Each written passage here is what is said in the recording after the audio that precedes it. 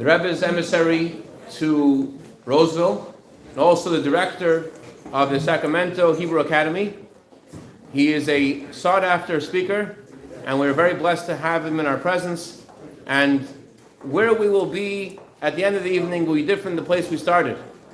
He's going to take us, Mirz Hashem, to a deeper connection to our neshama, to our souls, to Hashem, and to the tzaddik of our generation, to our Rebbe. Let's say, please give a warm welcome to Rabbi Koret. Try again. Warm welcome. That wasn't so warm. All right, let's go.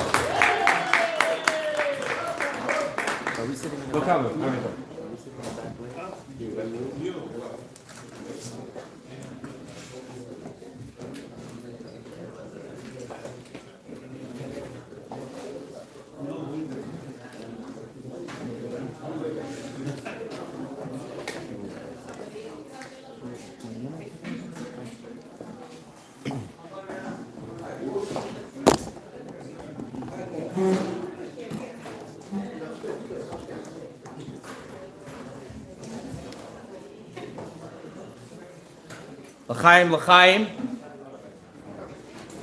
It's an honor to be here. Thank you for the warm welcome. L'chaim.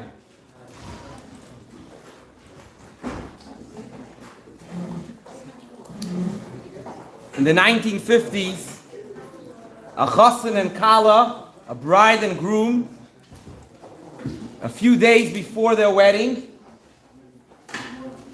they go to meet with the Rebbe. They have chassidus, private audience with the Rebbe in the Rebbe's study. This was Thursday night, and they're set to get married on Sunday night. You may be familiar that there's actually a halacha, there's a law that the week before the wedding, the bride and the groom shouldn't really meet. They shouldn't see each other. So it was considered a very major exception to that tradition, to that halacha, that the chatan and the kala, the bride and the groom, are joining in the same place. But of course, they're going to be in the Rebbe's presence, and they're under a careful watch. So this bride and groom go to meet with the Rebbe just a few days before their wedding. And when they enter the meeting, the Rebbe asks them, "Do you speak Yiddish?" And the chatan, the groom, responds. He says, "Yes, I speak Yiddish. I understand Yiddish." And the kala, the bride, says, "I understand Yiddish, but can't express myself that well in that language." So the Rebbe says, "Okay. So when I address the chatan, the groom, I will say in Yiddish, and the kala, the bride, I'll do so in English." And they begin to talk. And suddenly, the bride, the kala, breaks down crying. She starts crying right there in front of the Rebbe. And after a few moments of crying, she says to the Rebbe, "Could the Rebbe please ask the chatan, the groom, to leave the room? I want to speak with the Rebbe in private." The chatan is like shocked. What is going on over here? But the Rebbe gives him a look, and he gets the hint. He starts to walk back, and he leaves the room. Comes out of the room. The Rebbe's secretary, Rabbi Groner, comes running to him, and he says, where's the kala? Where's the bride?" He says, "She's still in there." And he says, "Wait, that's not how we do things." He says, "It may not be how you do things, but this is what's going on right now." And she stays in there, speaking with the Rebbe privately, for another 20 minutes. Finally, the door opens, and he's still standing there by the door. She says to him, the Rebbe asks that you come back in. So he came back inside, and the Rebbe pretty much concluded the meeting, the yichidut, in the typical fashion.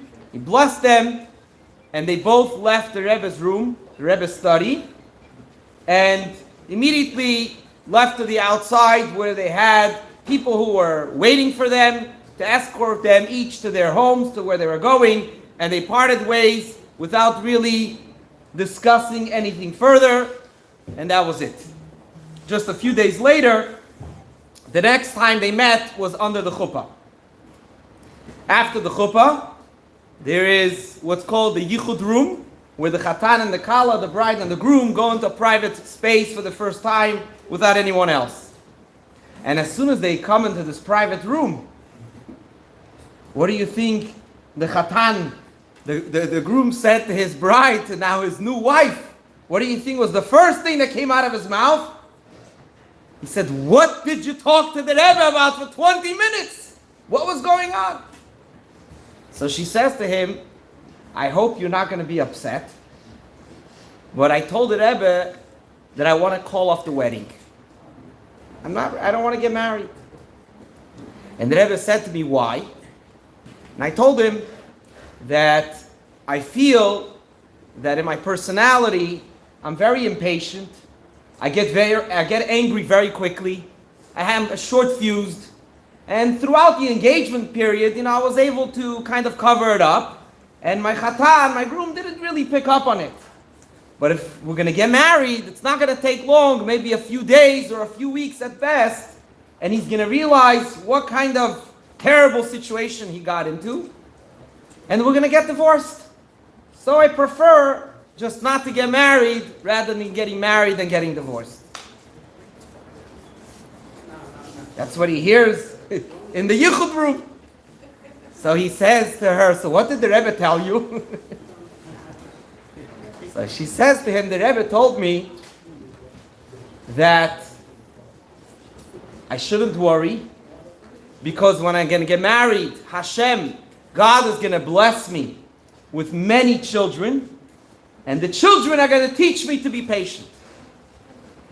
And in the meantime," the Rebbe says, "until you start having children, you should go and find an opportunity to volunteer in a hospital, and preferably it should be a hospital with children. And there, when you do this work, interacting with people under this circumstance is going to help you become more patient." So that's what happened. So that's why we're here now. Okay? That's the first part of the story. So this couple, Rabbi and Mrs. Weiss, their name, they moved to Miami Beach in Florida. 6 months after the wedding, the wife, Mrs. Weiss, she starts to become concerned because she's not pregnant yet. And, she came from a religious upbringing where, she was under the assumption and expecting you get married and, shortly thereafter she'll be pregnant with her first child. So she started to become a little worried. She says to her husband, "I want to go see a doctor. I want to go see a gynecologist so maybe I can get checked out, to get examined and see if there's anything wrong." Okay, that's what she wants. So he asked around, and they got a referral to a doctor in the area, and she went, she made an appointment, she goes to be examined. She finishes the examination, and the doctor tells her, "I'm sorry to break the news to you, but you have a certain condition in your womb that you will never be able to have any children. You basically have a womb that was never developed, so it's impossible medically for you to ever have a child." She comes out of this visit with the doctor and she's completely broken and she's crying. She tells her husband, what's going to be? And he says, "Listen, let's get a second opinion." So they go to another doctor, another gynecologist who examines her, and he tells her the same thing. So at this point, they go back home, and Rabbi Weiss immediately phones the Rebbe's secretary in New York, and he tells him what happened. And he asks him to please convey to the Rebbe the message and ask for a bracha, for a blessing. And that was it. He never heard anything back. He just sent a message asking for a blessing. Sure enough, a few months later, Mrs. Weiss is pregnant. And she's pregnant. Eventually, she goes to give birth, and the second gynecologist who examined her, who told her that she's cannot have any children, was the one who actually delivered her. She went to have a total of 15 children. 15 children. And after she had her 15th child, and she was already, coming closer to her middle ages, and she was starting to have some changes, she needed to go have a regular examination. And when she went to the doctor to have this examination, the doctor told her, "I'm really sorry for you." She says, "Why?" He says, "Well, you must be very, very disappointed." She says, "Why are you saying that?" He says, "Well, I can tell that you're a religious Jewish woman, and I know that for Jewish women, especially religious women, it's very important to have children. It's something that really you really care about that very, very much. And I can tell by examining you that you have this condition in your womb, that it's undeveloped. So you obviously never had any children, and now you're already older, so you must be very disappointed." Oh my God. So she leaves the room. She doesn't say anything to the doctor. She leaves the room, and her husband's waiting outside, and she's laughing. So she tells her husband what happened, and they both start laughing. So she says to him, What do you think this means?" And he says to her, it's very simple. 2 days or 3 days before your wedding, the Rebbe blessed you that you're going to have many children. So you had many children. That's it. That's very, very simple. So this is obviously an amazing story, a tremendous miracle. But the point that I want to share from the story is really not focused on the miracle of the story, but another point in the first part of the story, where the Rebbe tells this woman, when she's hesitating to get married, for seemingly a very good reason, and she's saying that, this is my personality, I have a certain shortcoming, I'm not going to be able to perform as a good wife, eventually as a good mother, I lack the patience, I lack the ability to be able to give what needs to be given. And what does the Rebbe tell her? The Rebbe opens for her a new opportunity, a deeper dimension, and pushes her to a reality that she wasn't aware that she's capable of. And the Rebbe doesn't just push her by giving her a blessing or encouragement, but he actually guides her, showing her the path how to be able to overcome this shortcoming that she had, where she lacked patience. The Rebbe showed her how to be able to change that. Tonight, Yud Shevat, the 10th of Shvat, we are celebrating, as Rabbi Levin mentioned before, the day that the Rebbe assumed leadership of Chabad, and he spoke about how the Rebbe, being the head, is pulling with us, all of us, we're pulling with him, all of us, wherever he goes. The Rebbe shows us and helps reveal within each and every one of us potentials and opportunities that we didn't even think we have within our own self. And this, in a certain sense, is one of the themes, one of the ideas that is discussed in the Maimer, in the discourse that the Rebbe shared tonight. 73 years ago, the Rebbe shared the discourse, expounding on a discourse that the previous Rebbe had distributed to be studied for the shabbos, in which he ended up passing away on the 10th of Shvat. And in this discourse, the Rebbe discusses the point how Hashem, God, gives each and every one of us a mission, and the mission is that we need to be able to find the negativity and the darkness that's within us and surrounding us and transform it into positive, into light, and into blessing. And the way we do that is by certain strength that God gives us in incredible ways, that we should be able to transform every negativity and every obstacle and every challenge into an opportunity and into a blessing. So l'chaim, l'chaim, May we be inspired from the energy of this day and the blessing of this day to be able to see past the limitations that we feel that we have within ourselves and break free from them and overcome them and transform every darkness and challenge into an opportunity and blessing. L'chaim.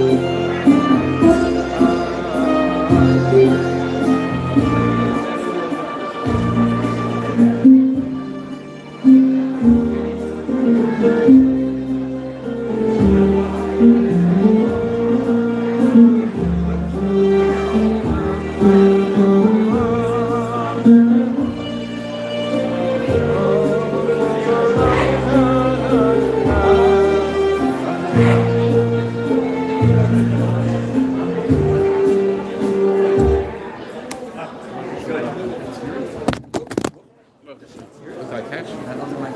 No.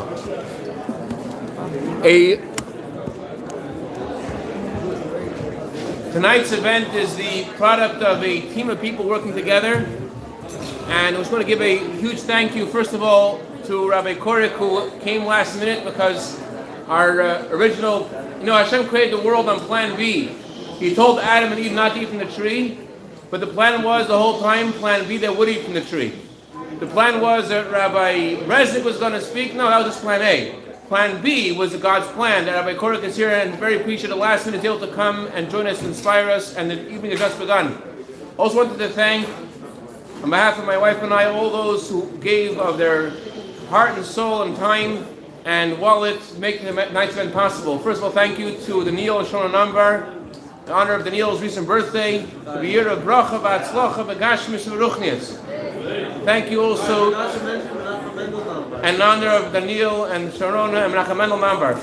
Thank you also to Rabbi Perman and Rabbi Marcus and Sally and Sally Bizel and Yosef Mandelbaum also for sponsoring, and the chairman of tonight's event who couldn't make it actually, Mordechai Yosef Feldman, who put in a lot of time to put tonight's event together. Yes. Thank you, Lily Shashua, who does so much behind the scenes that no one deserves really a standing ovation, but she wouldn't like that, so we're not going to stand for you. But really, she deserves that.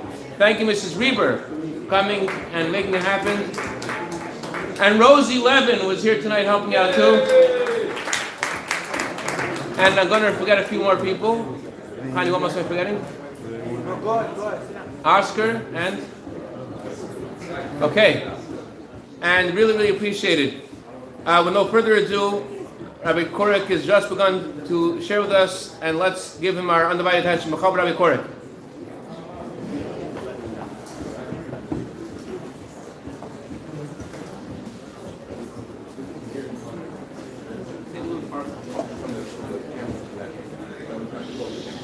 Okay.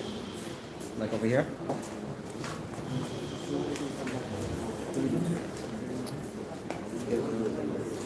L'chaim, l'chaim.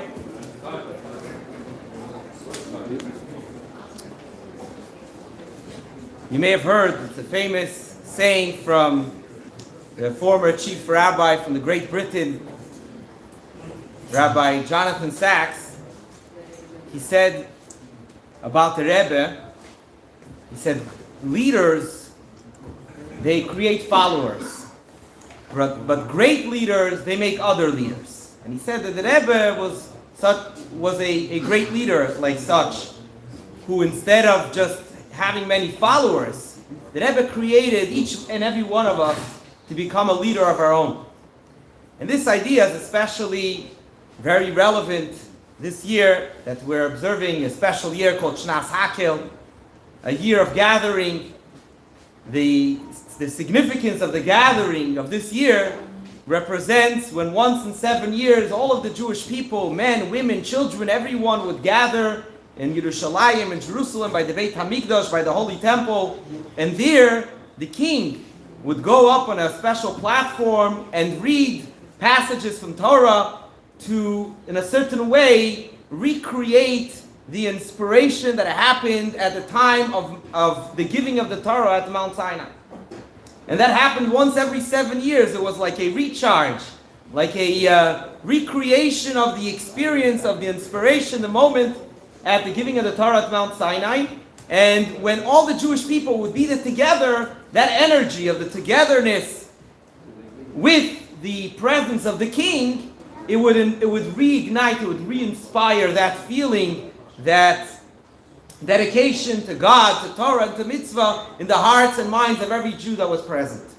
And the Rebbe taught us that even nowadays, when we don't have the Beit HaMikdash, sadly, we don't have the Holy Temple yet until the coming of Mashiach, speedily nowadays, we also still have the opportunity to recreate that energy and that inspiration. And that's done when we come together and we gather in gatherings such as this, and we share words of Torah and inspiration with each other. And ultimately, each and every one of us has to take the position of a king, of a melech, of a Jewish king, to inspire ourselves and to inspire others. In our own self, we need to become a king. A king represents authority, represents control, and that there is proper management. We need to be good kings within ourselves, have proper management of our own being, of our heart, of our mind, and be able to make sure that we're doing the things that we're supposed to do properly according to the Torah. And also be a king for others, inspiring our families and our community and all those around us. So when we talk about the idea that was mentioned before, how in the discourse that the Rebbe shared on the 10th of Shvat, that talks about the power and the strength that God gives each and every one of us to be able to transform our challenges and our darkness, to be able to make that into light. In this year, in the year of Hakil, that has even greater meaning and greater significance.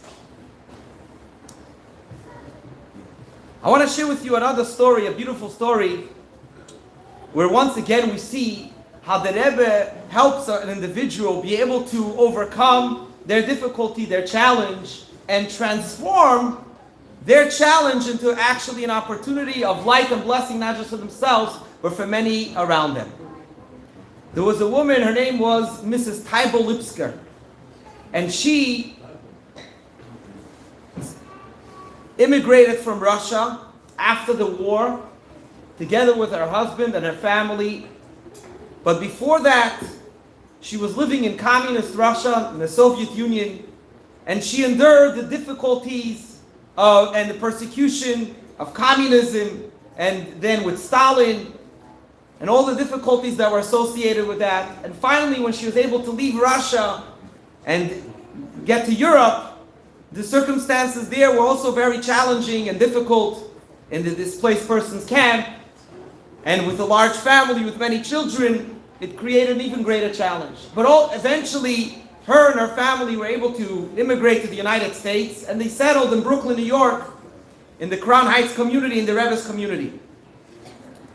And although they felt a sense of relief for having been able to escape and leave the persecution and the difficulties that came before in Europe and in Russia, yet life in America then wasn't super easy and peaceful either.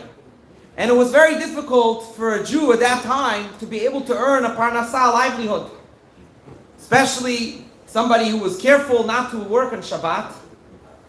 It made it all that more challenging. And she and her husband struggled with that as well. It came to a point that all the difficulties and all the troubles that Taibo had gone through just made it too difficult for her to feel that she has a interest and a passion to be able to continue living.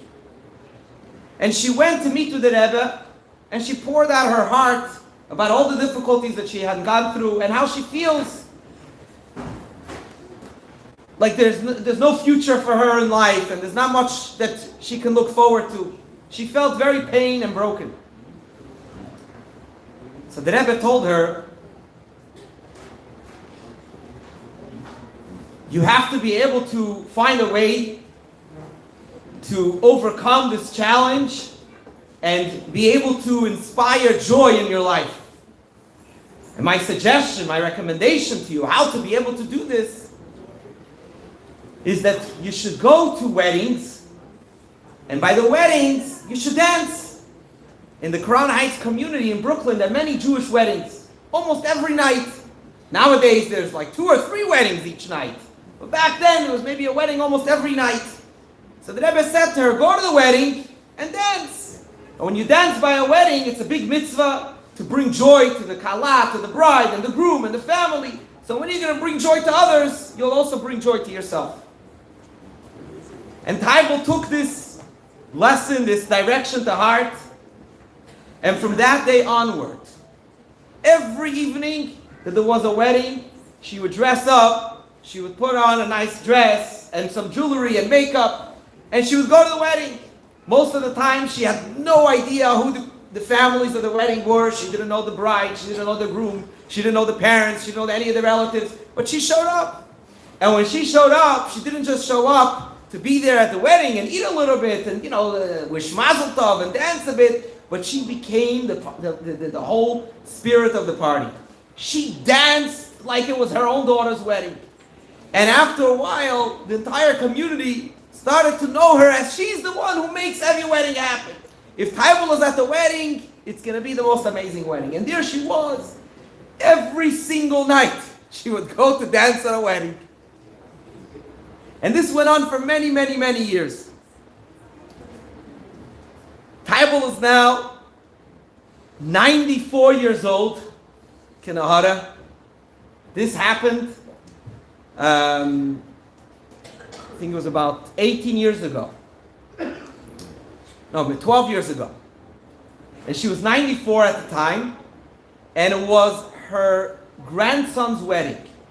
Her youngest son was marrying off his son. And she was already ill for a while. She wasn't able to attend the wedding. But just after the chuppah ceremony, the family who knew of her condition that was deteriorating were informed that she just took a very, very strong turn to the worse, and she was being rushed to the hospital, and things were looking pretty glim. It wasn't looking like it was going to be very, she's going to make it out of this. So some of her children, obviously not her son, who was the father of the groom, but some of her other children and some of the other grandchildren who were all dressed for the wedding and just finished the chuppah, they quietly left the wedding ceremony and went to be with her in the hospital. And when they showed up to the hospital, the nurses were looking around and they see this elderly woman lying in this bed, surrounded by many people in wedding gowns, and it seemed very odd. So they looked at the family and they said, "What is this? It's a wedding? What are you guys doing here?" And they said, "Yeah, it's a wedding." And sure enough, that night she passed away, surrounded by her children and grandchildren, while celebrating a chassan and while celebrating a wedding, because this was her mission in her life. And once again, we see how the Rebbe took somebody who was struggling, who was facing a challenge, facing darkness, facing a difficulty, and rather than just comforting them and blessing them, the Rebbe directed how to be able to transform. And I'll conclude with a very beautiful idea, very beautiful thought that was shared, that was taught by the Baal Shem Tov. We know there's a verse in Tehillim that says, "Sur meirav asei toiv." One should turn away from evil, from negativity, and do good. And many explain, it's explained a lot in many areas of the Jewish tradition, that in our service of God, there's two paths. There's the path of sur meirah, turning away from the negativity, which is typically describing the observance of the commandments, the Torah, that are prohibitions, things that we're not allowed to do, that we have to refrain from doing. And then there's another path of serving God, which is vasei toiv, do good, to do positive. The positive commandments, how we connect to God in a positive way. The Baal Shem Tov explained that actually it's one thing. Both these ideas, it's not two paths, but it's the same thing. Sur meirah, turning away from the bad, is not good enough just to run away from the bad. We have to take the ra vasei toiv and make from the ra, from the bad, that it should become good. So it's sur meirah, vasei meirah toiv. Turn from the negativity and make the negativity become positive. And this is what the Rebbe shows us and guides us, each and every one of us in our own personal life, to be able to accomplish. L'chaim.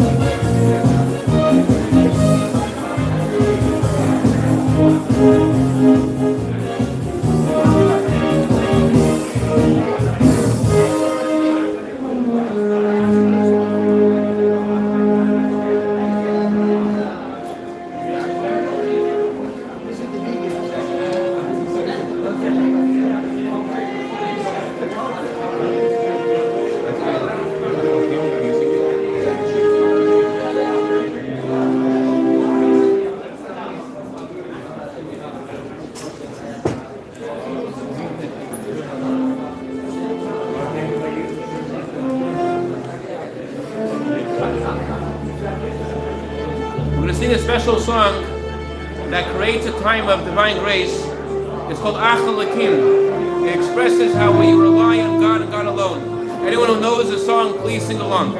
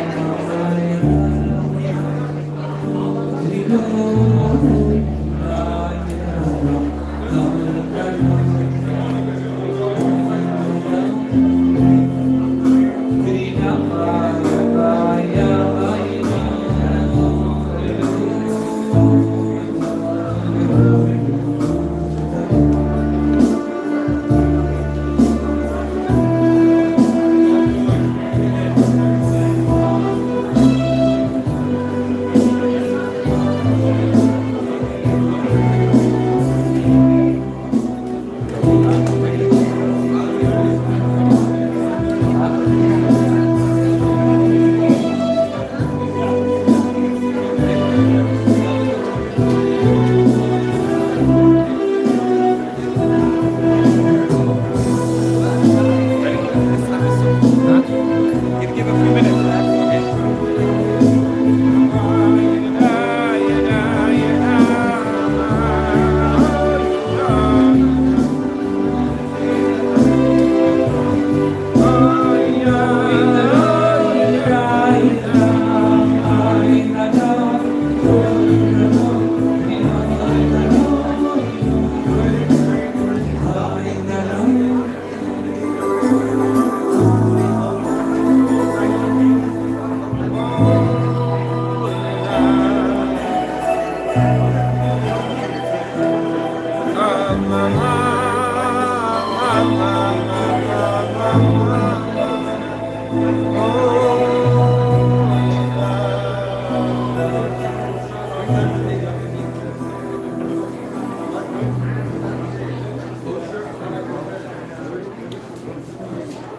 L'chaim l'bracha. L'chaim, everyone. L'chaim.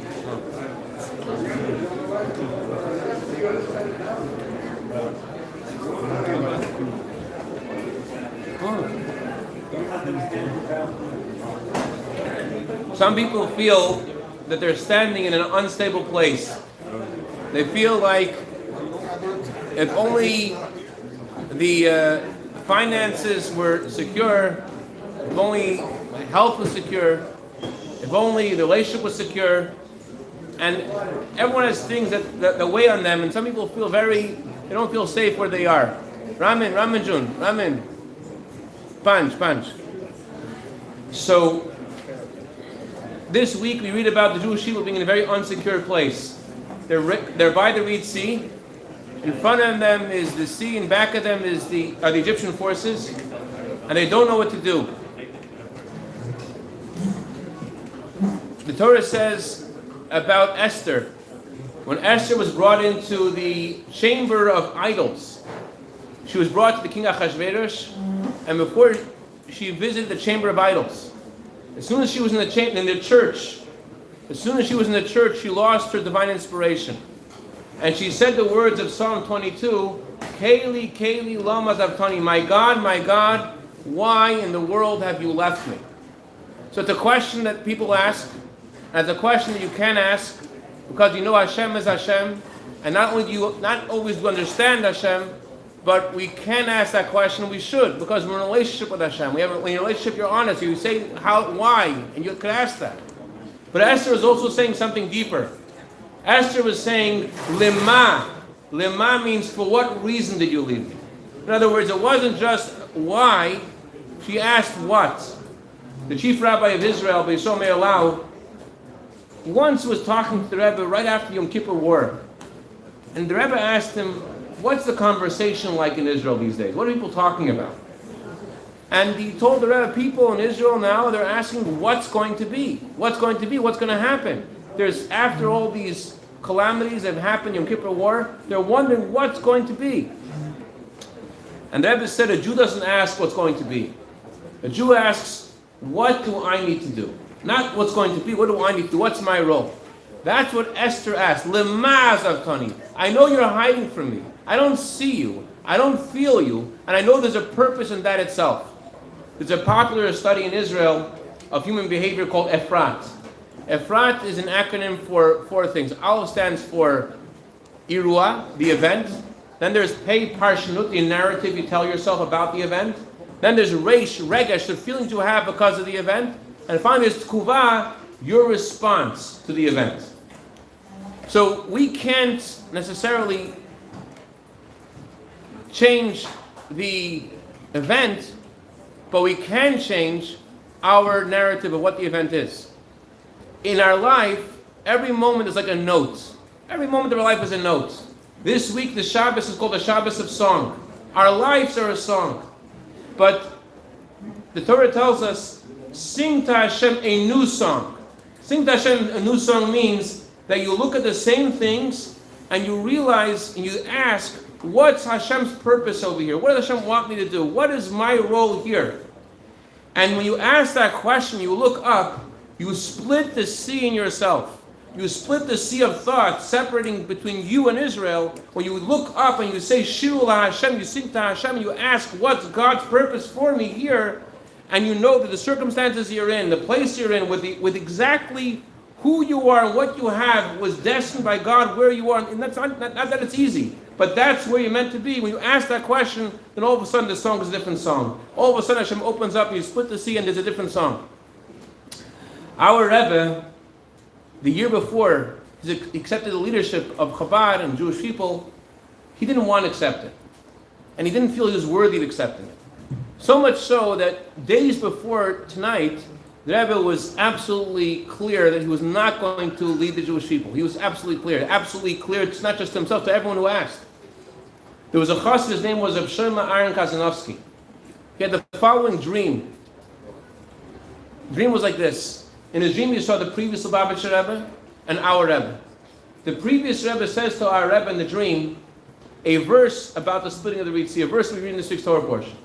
He says, Ma titzak alai, vayomer Hashem al Moshe. God says to the Moses, to the leader of the Jewish people, Ma titzak alai, why are you sending all the issues? Why are you sending all the problems to me? Why are you casting off responsibility from yourself and saying that God should take care of things? Ma titzak alai, daber bnei Yisrael, speak chassidus. Share your insights, share your Torah with the Jewish people, v'yiso, and you will travel forward, and you will travel and lead the Jewish people until Mashiach will come. That's what the previous Rebbe told the Rebbe in the dream.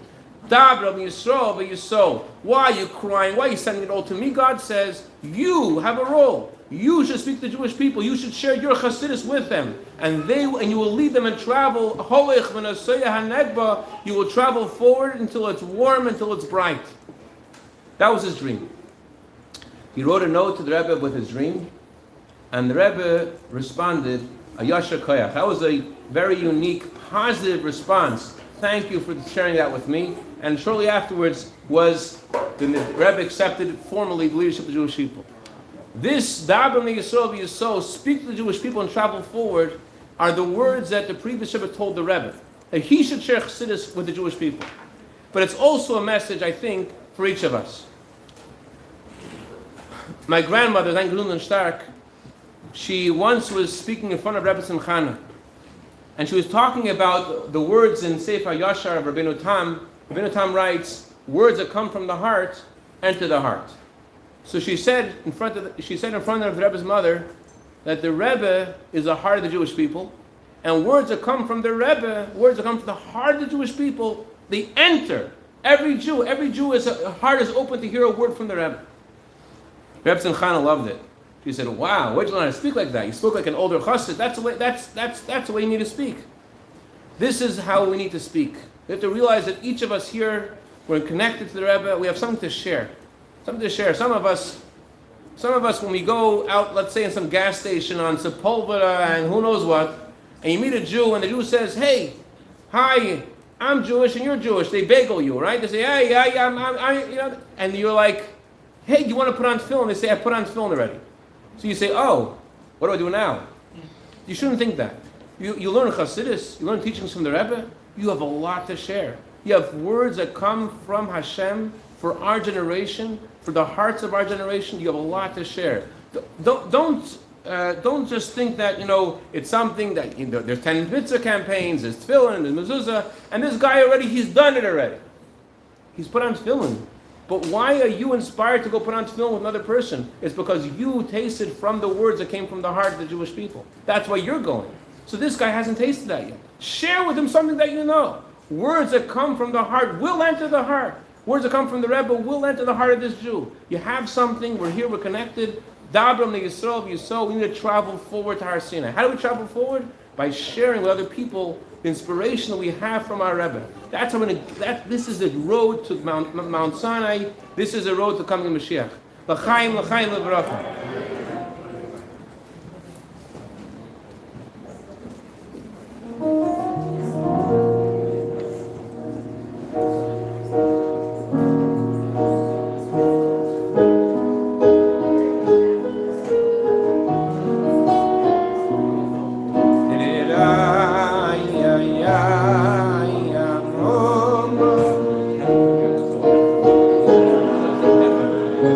Ayya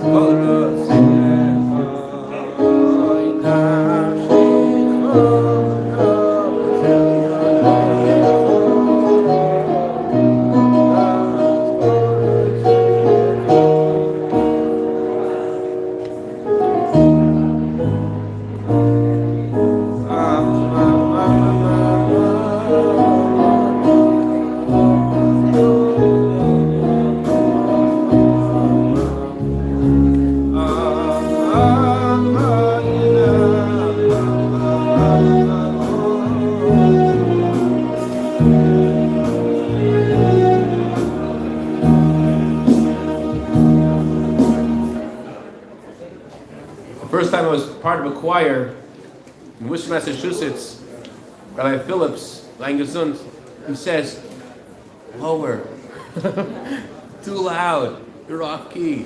Anyways, I will lower my voice and I'll invite Rabbi Korek, please share with us, inspire us. B'cham Rabbi Korek.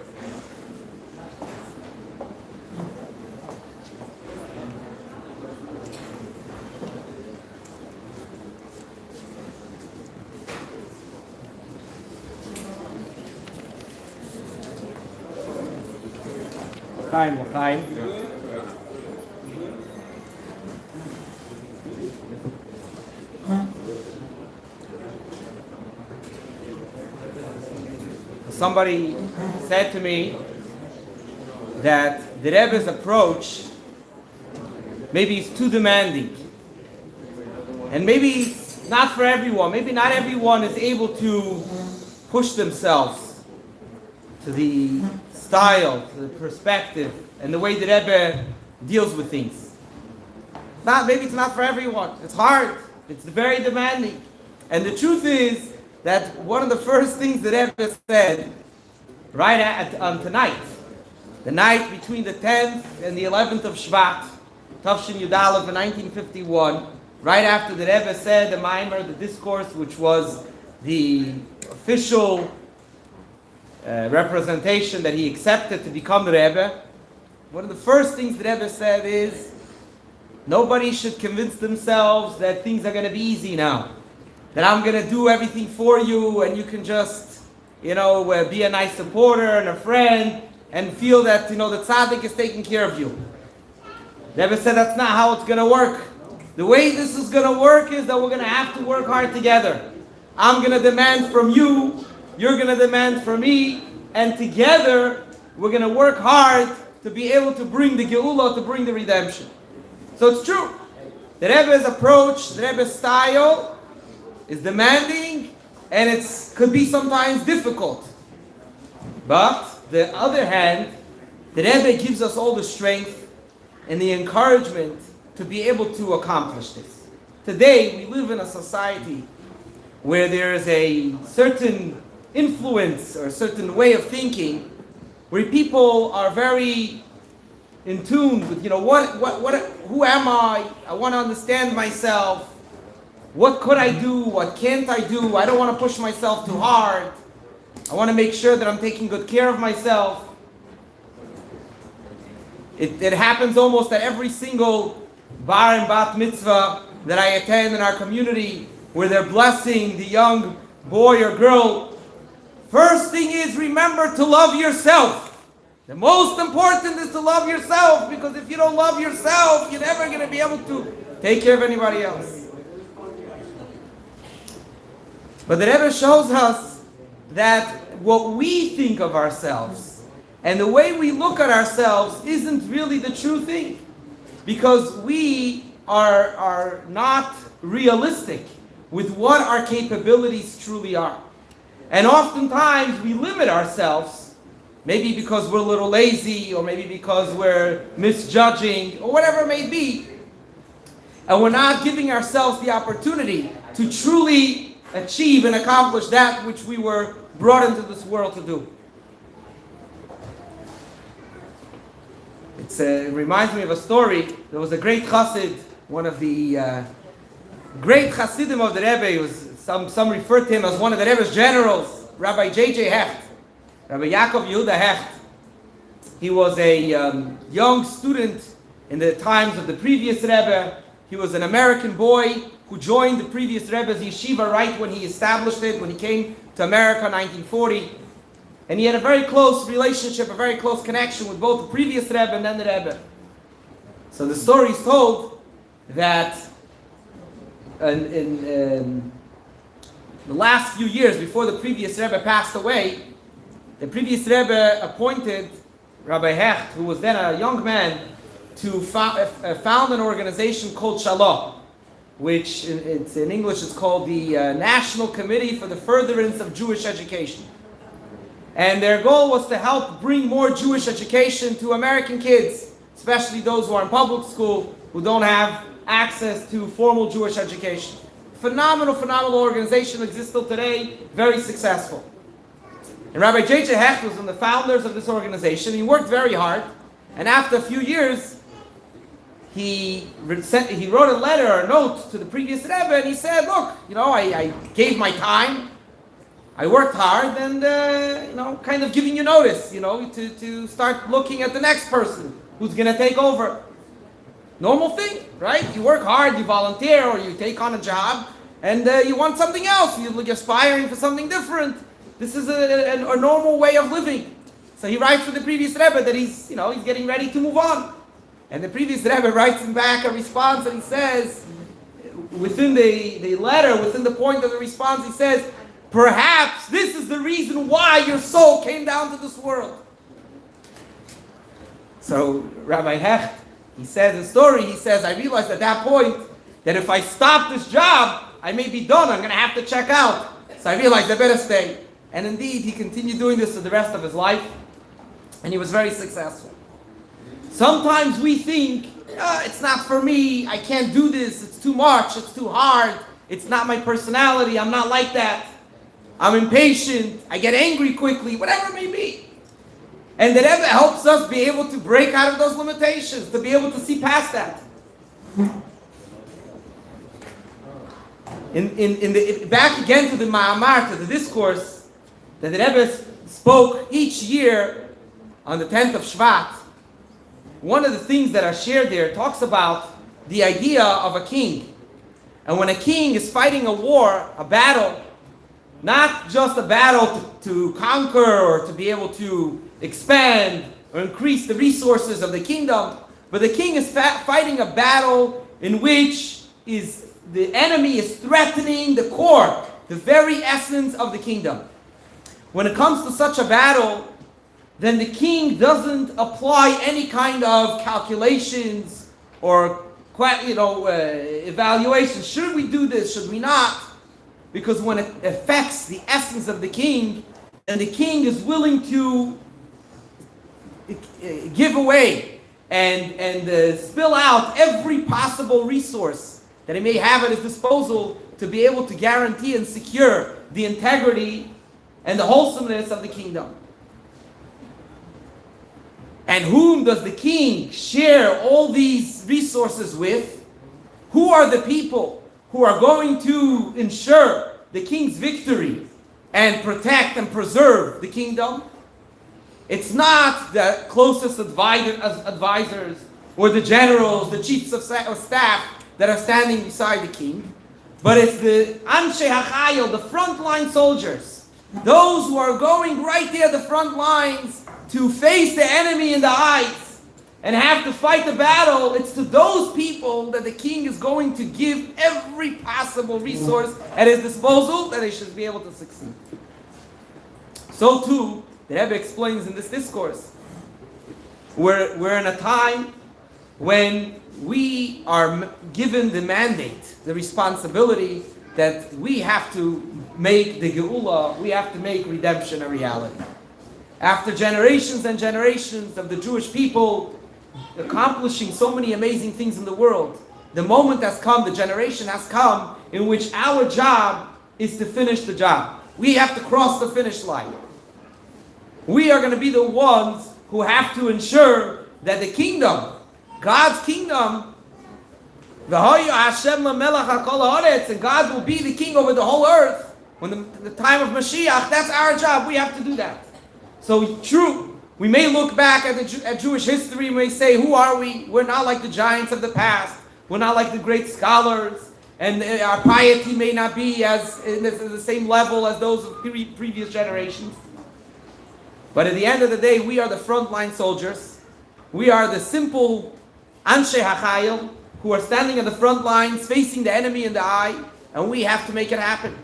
And it's to us that God is giving out every possible resource at his disposal in order to ensure that we have the strength, the guidance, the capability to be able to make this happen. And this is what the Rebbe gives us. The Rebbe gives us that direction, that inspiration, to be able to face darkness, to face a personal challenge, to face a situation in our life we say, I can't. I'm hitting a brick wall.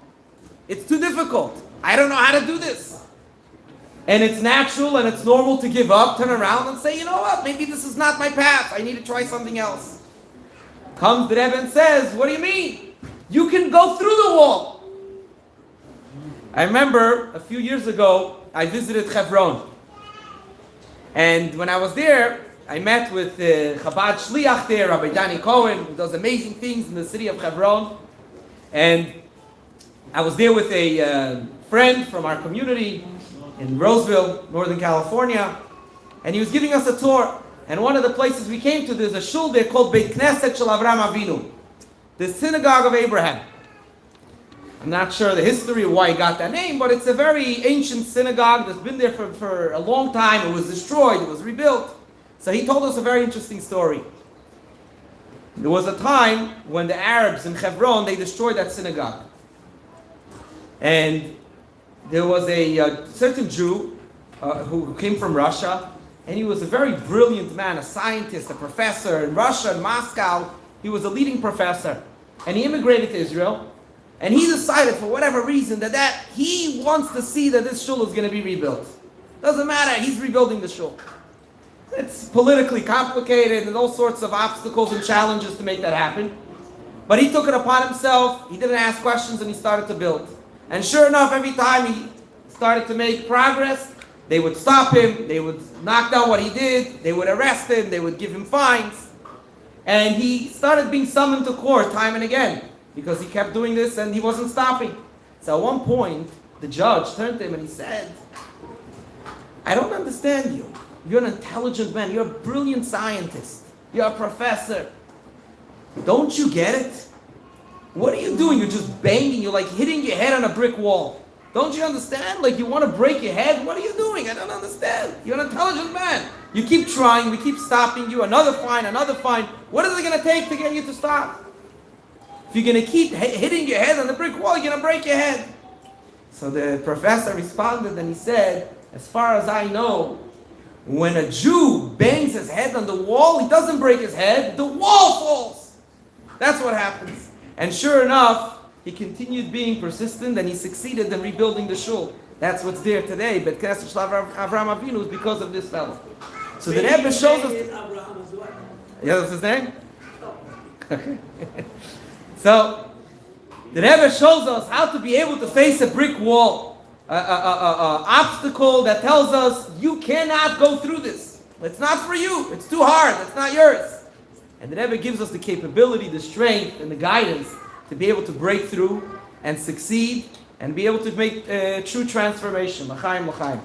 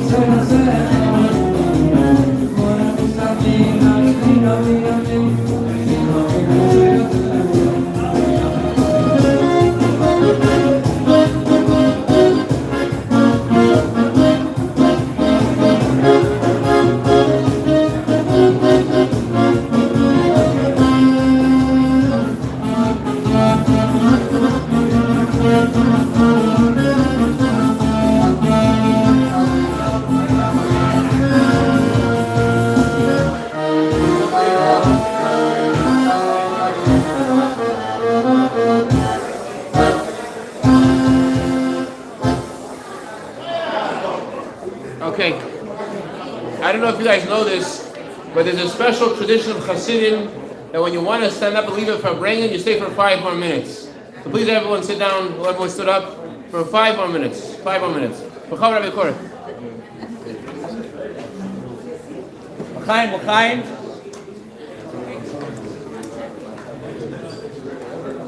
In this parsha we read about the parting of the sea, and we talk about the clouds and the fire that was guiding and protecting the Jewish people, showing them the way.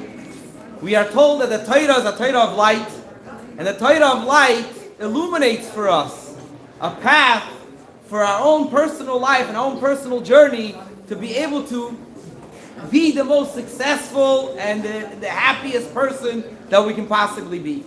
But sometimes to be able to make that happen, we have to be willing to look at the light and to follow the guidance. And it's not always exactly in the direction that we expect or that we anticipate. And I want to share with you a personal story in which we were very, very fortunate to be able to openly see how the Rebbe was taking us by his hand literally and guiding us in an unbelievable way that we didn't even expect or dream of.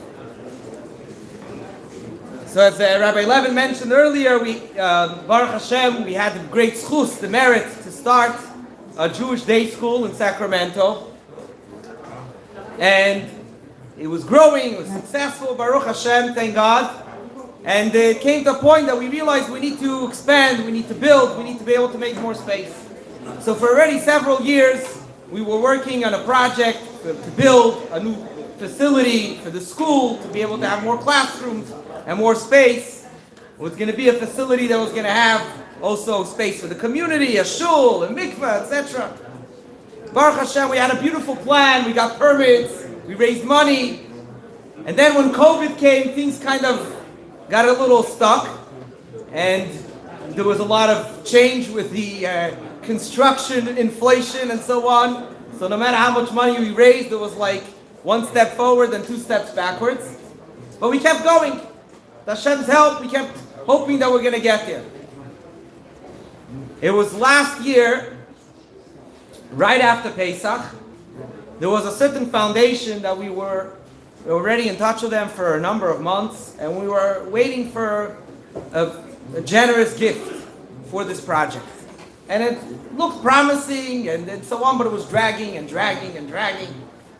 And finally, one morning, I opened up my email, and there was a message from the foundation that they awarded us for a grant for a very generous amount.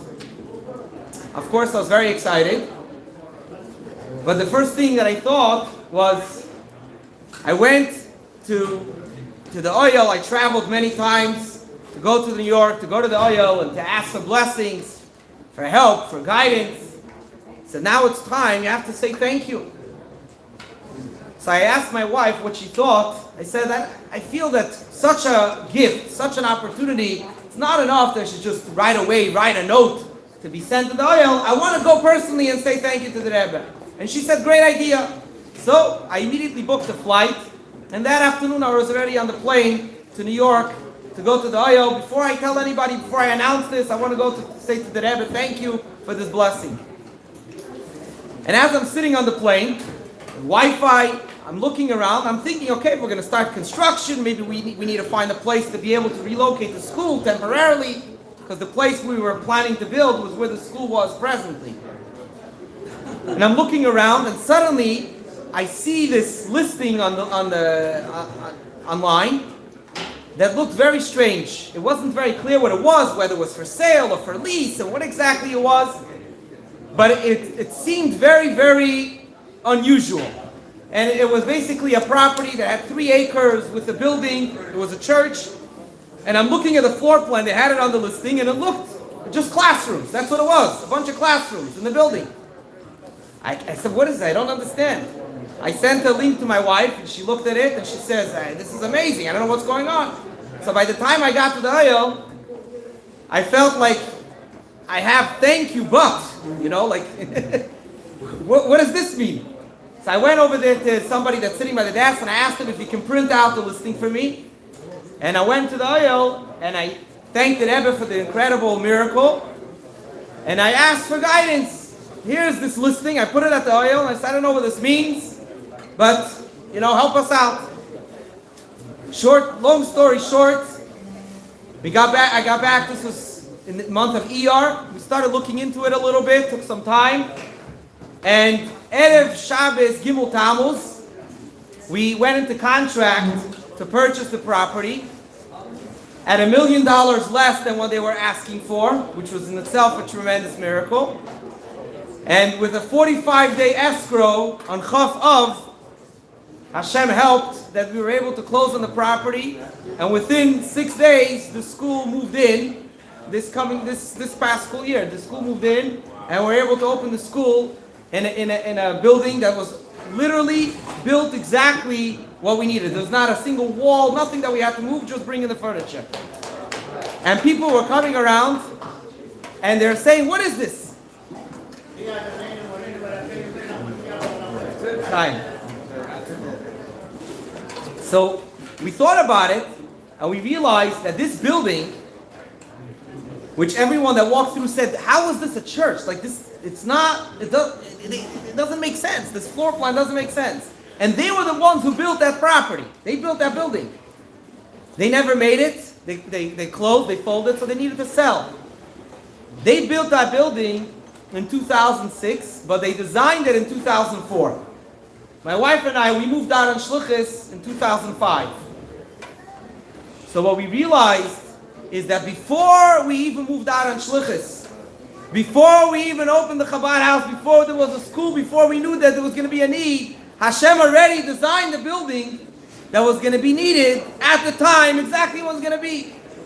So here we were thinking one way, we're going one path, and the Rebbe said, listen, let go for a second, let go of your ideas, and let me show you how you're going to be able to go in the path that's going to be much easier, much greater, much better, and with much bigger success in order to be able to accomplish the mission. So l'chaim, we should be inspired from this tremendous greatness of this day of Yud Shevat and the Rebbe's blessings. Rabbi, we have a school over here, and Mr. Nambar wants to have a bracha to be able to buy the school of property. Let's bless them together. So to be a keli to be able to buy the school of property should be by Chava Mamish. Amen. L'maylo min ha-meshua.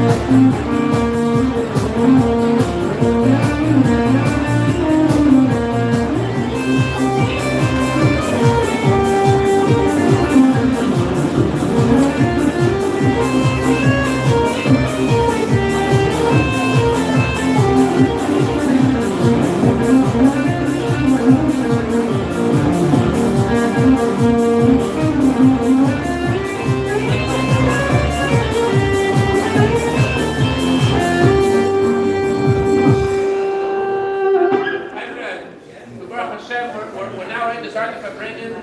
Ready to start, we're moving a little closer. We're going to start the Farbrengen. This was just the prelude. Start the Farbrengen. Moshe, you want?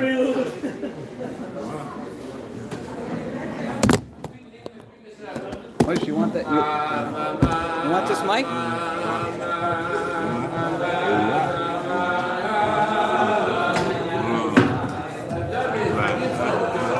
Moshe.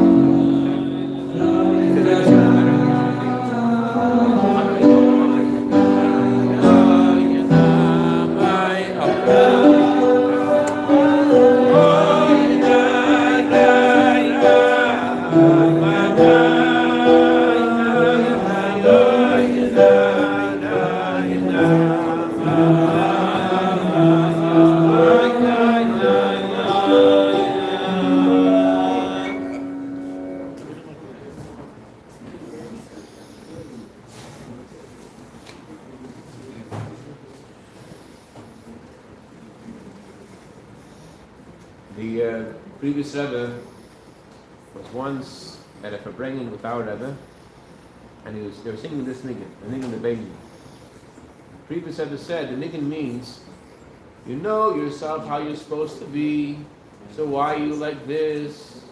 Or in Yiddish, the Bais Bezalel Chabad. That's what niggin means.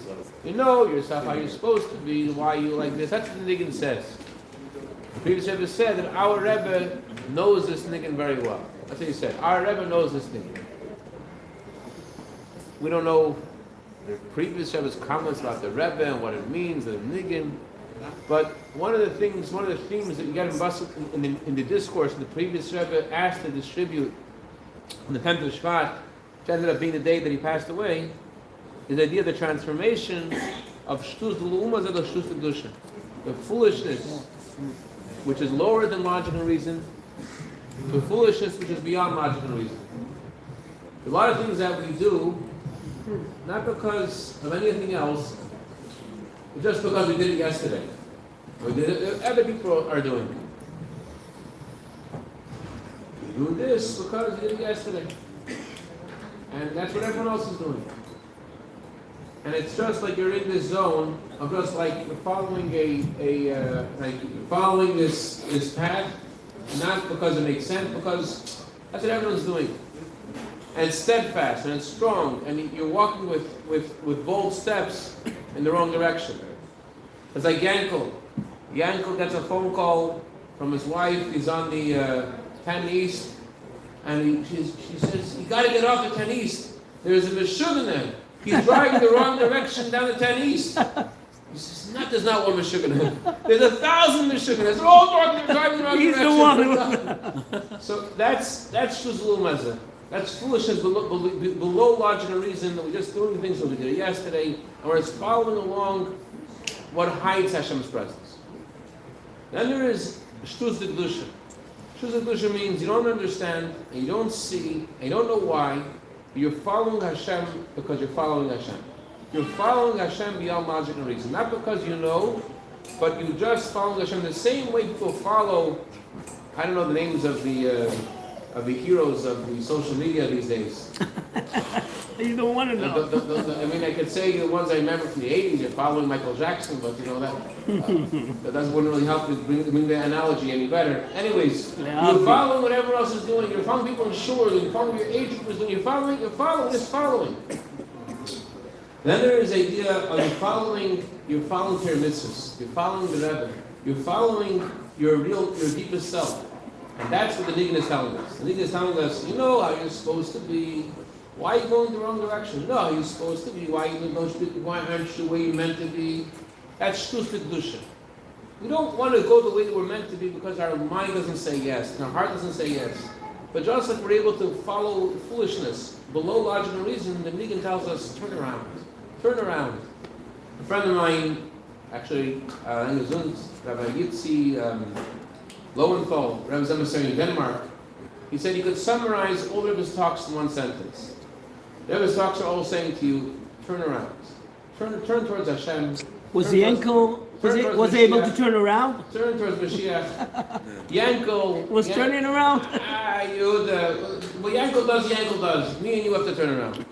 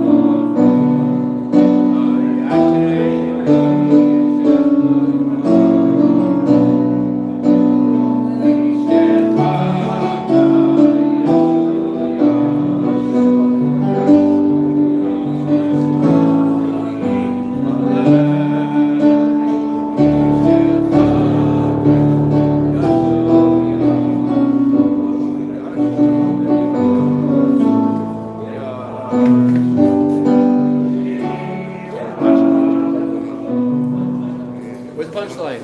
Ah, Yashrei, Yashrei,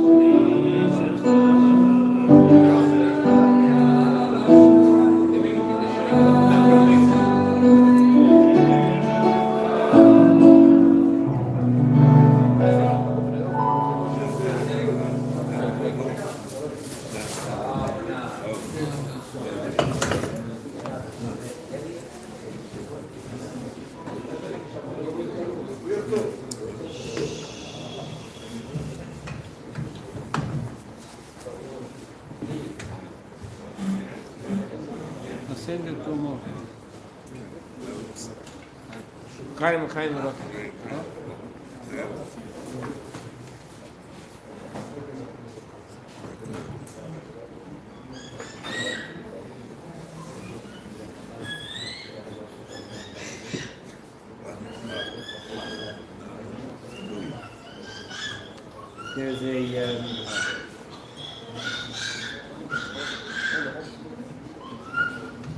You can hold it.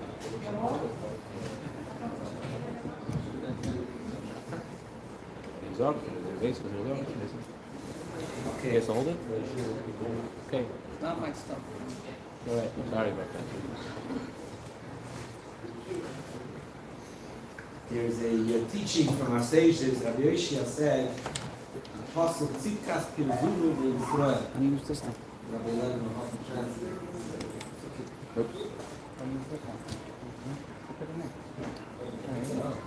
Oh.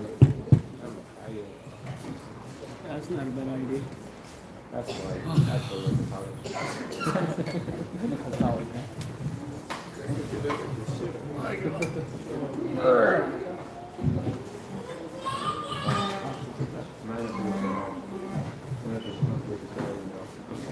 Good? Making a question.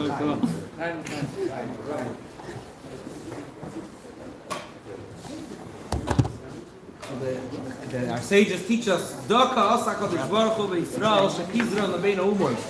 God did a kindness, a charity for the Jewish people that He spread them throughout the whole world. And spread them throughout all the nations of the world. So the simple understanding of this concept is that today there's a lot of talk about anti-Semitism. Jews are being targeted here and there. So God did a kindness that we're all over the world, so it's hard to get us all at once. You know? They attack Jews in one place, God forbid, Jews somewhere else are able to save, to be spared, or to help. That's the way we understand the simple idea of this Maimer Chazal, this teaching from our sages. The Rebbe once explained, actually it was on Yud Shevat, the Rebbe explained this concept, this teaching in a deeper sense. He says that The verse that this teaching is based on is Tzidkas Pirzunu, based on Pirzoinoi? Tzidkas Pirzoinoi Be'Yisrael. That it's the kindness of Pirzoinoi. So the way that the sages interpret it is from the word Pizron, which means to be spread out. But the real word is Pirzoinoi, which comes from the word like prozois. Like it says, prozois Teshev Yerushalayim.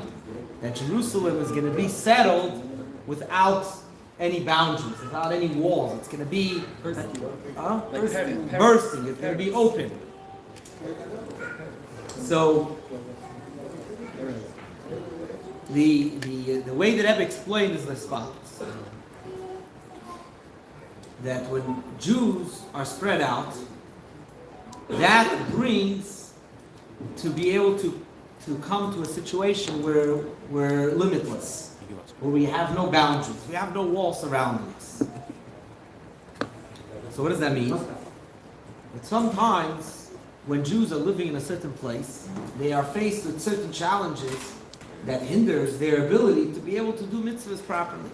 For example, at the time that the Rebbe was saying this mimer, it was in 1964, the Jews in Russia and the Soviet Union were under very, very difficult conditions of communism, and they weren't allowed the freedom to be able to practice Judaism freely.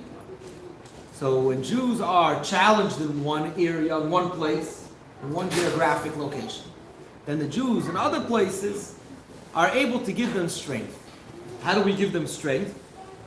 Because when Jews in a place where they have the freedom to be able to do the mitzvahs, when they are dedicated to do the mitzvot as they should in their place, so that, not that it exempts the Jews who are persecuted from doing the mitzvot, but that gives them strength that they should have the self-sacrifice that they need to do the mitzvot. Because for them to do a mitzvah doesn't come with ease or opportunity like it is for Jews in other places. They need to have mesirut nefesh. They need to have self-sacrifice. They need to go, like Rabbi Levin said, shtus b'kedusha. They have to do things that are without any calculation. It's like acting insane in a holy way. And where do they get the strength? Where do they get the inspiration to do that? Because when Jews who have the opportunity do the mitzvot, that gives them the strength. There was a story, and I'm sure some here will be able to help me make sure that to say the story more, correctly. The echo effect. The echo, very good, yeah. The Rebbe once at a Farbrengen cried, and he said that he received a letter from a Jew in Russia.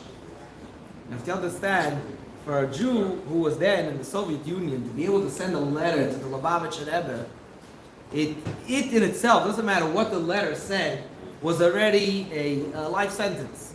If they would be caught, if anybody in the Soviet Union was caught writing a letter addressed to anything with the name Schneerson, you go to immediately life sentence in Siberia, no questions asked. You know, it was like the name Schneerson was like an enemy of the state. You know, you can't have any association with that. So a Jew somehow managed to, some way, smuggle out a letter to the Rebbe. They're going through difficulty. They're going through the worst of the worst.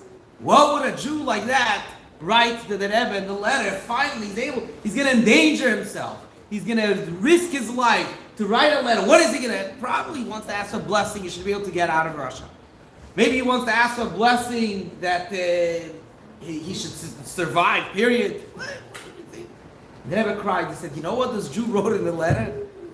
He wrote to the Rebbe that he has a question. A halachic question. What was the question? He said that he is forced to work on Shabbos. He doesn't have a choice. He's being forced to work on Shabbos.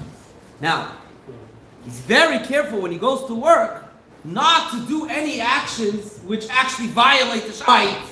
He's not going to build, he's not going to do anything that actually violates the Shabbos. But he has to show up at work, he has no choice. He's going to be killed or he's going to be sent to Siberia. He has no choice.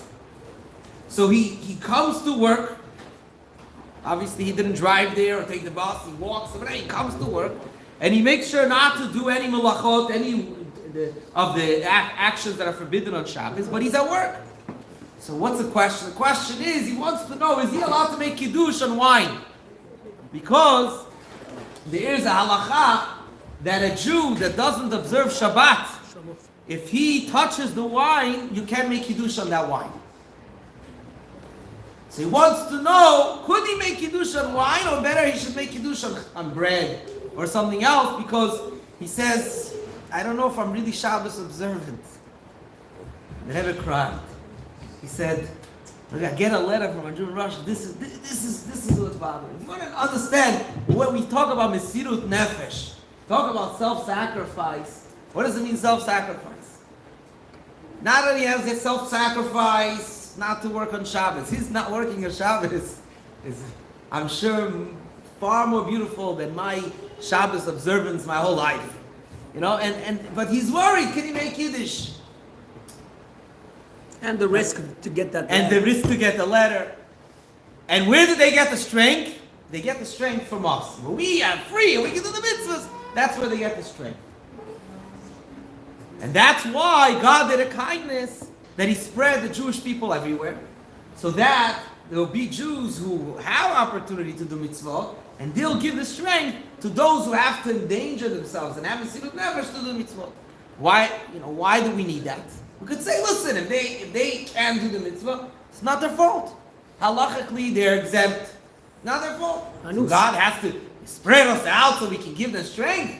No, because it's not pizruno, it's parzono, right? How do you say the word? How do you pronounce it properly? Fresno. I was thinking. Huh? Fresno. Fresno. Yeah, Fresno is pretty spread out. Yeah. Process station. So the idea is that we have to come to a point of limitless. How do we reach a point of limitless without any boundaries, without any walls? That's only through self-sacrifice. We can't get there by going easy and simple and straightforward. We don't get there. So the real mitzvah that God wants is the mitzvah of the Jew who struggles to do the mitzvah. That's the real mitzvah that God wants.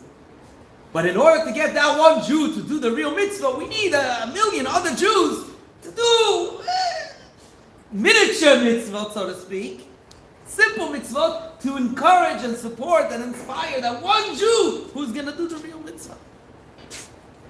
So what does that mean to us? So we're not, thank God, we're not persecuted, we're not in the Soviet Union, where we can do mitzvot freely. So what do we take from this? Every one of us, we have mitzvot that is not as easy for us to do. Every person, so for one person, this mitzvah is easy, another one mitzvah is hard. So a person could say, listen, why do I have to break my head to do the mitzvot that come with great difficulty? I'm going to focus on the mitzvot that I have easy access to, that I enjoy, that comes with pleasure, that comes with ease. You know, look, if it's easy, that means it's my personality. That means it's meant for me. I have to struggle with the mitzvah, so I'll do 6, 12, and 1. The one hard one I won't do. So this teaching tells us all the easy mitzvot that we do, no, that's important. But the whole point, all the easy, maybe it's not just when the Jews are all spread out. Everything exists in the macro and in the micro, right? So just like it is in the global element, there's the way it's for all the people, it's also my own life. All the mitzvot that I do that come with ease, they're only there in order to inspire me and give me the strength that the one mitzvah or the one thing that is very difficult for me to do, which is really the one that is most important, and that's why it's most difficult, because when it comes with difficulty, that's a sign that it really matters. That means it's really important. Simple math. The evil inclination knows not going to waste all his energy fighting with you all day and all night. He's going to lose. If you keep fighting, it'll lose. He'll lose energy. So he focuses where it really matters. He says, that mitzvah, go, do it. It's okay. You could do that mitzvah as much as you want. But this one, that, I'm not letting go. I'm going to put up the fight till the very end. Oh, so that's how you know that that's the one that's most important. That's the one that matters most. And everything else that we do is just in order to inspire that mitzvah. So through the pizron, through the being spread out, that's how we reach the prazot, the limitless. Because the goal is to be without walls. Little by little, the amount to give you the strength for the Exactly. hard It's one. like you're adding more impact, the ammunition. Chaim L'chaim, l'chaim.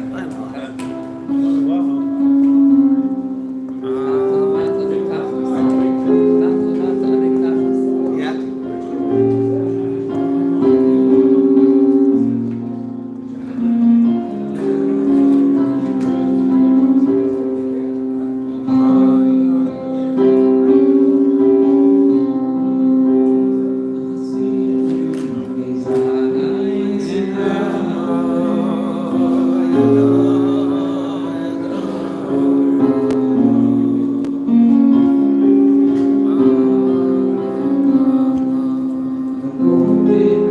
Ask for an easier life, Lord, for a hope. Yehuda, 5 minutes.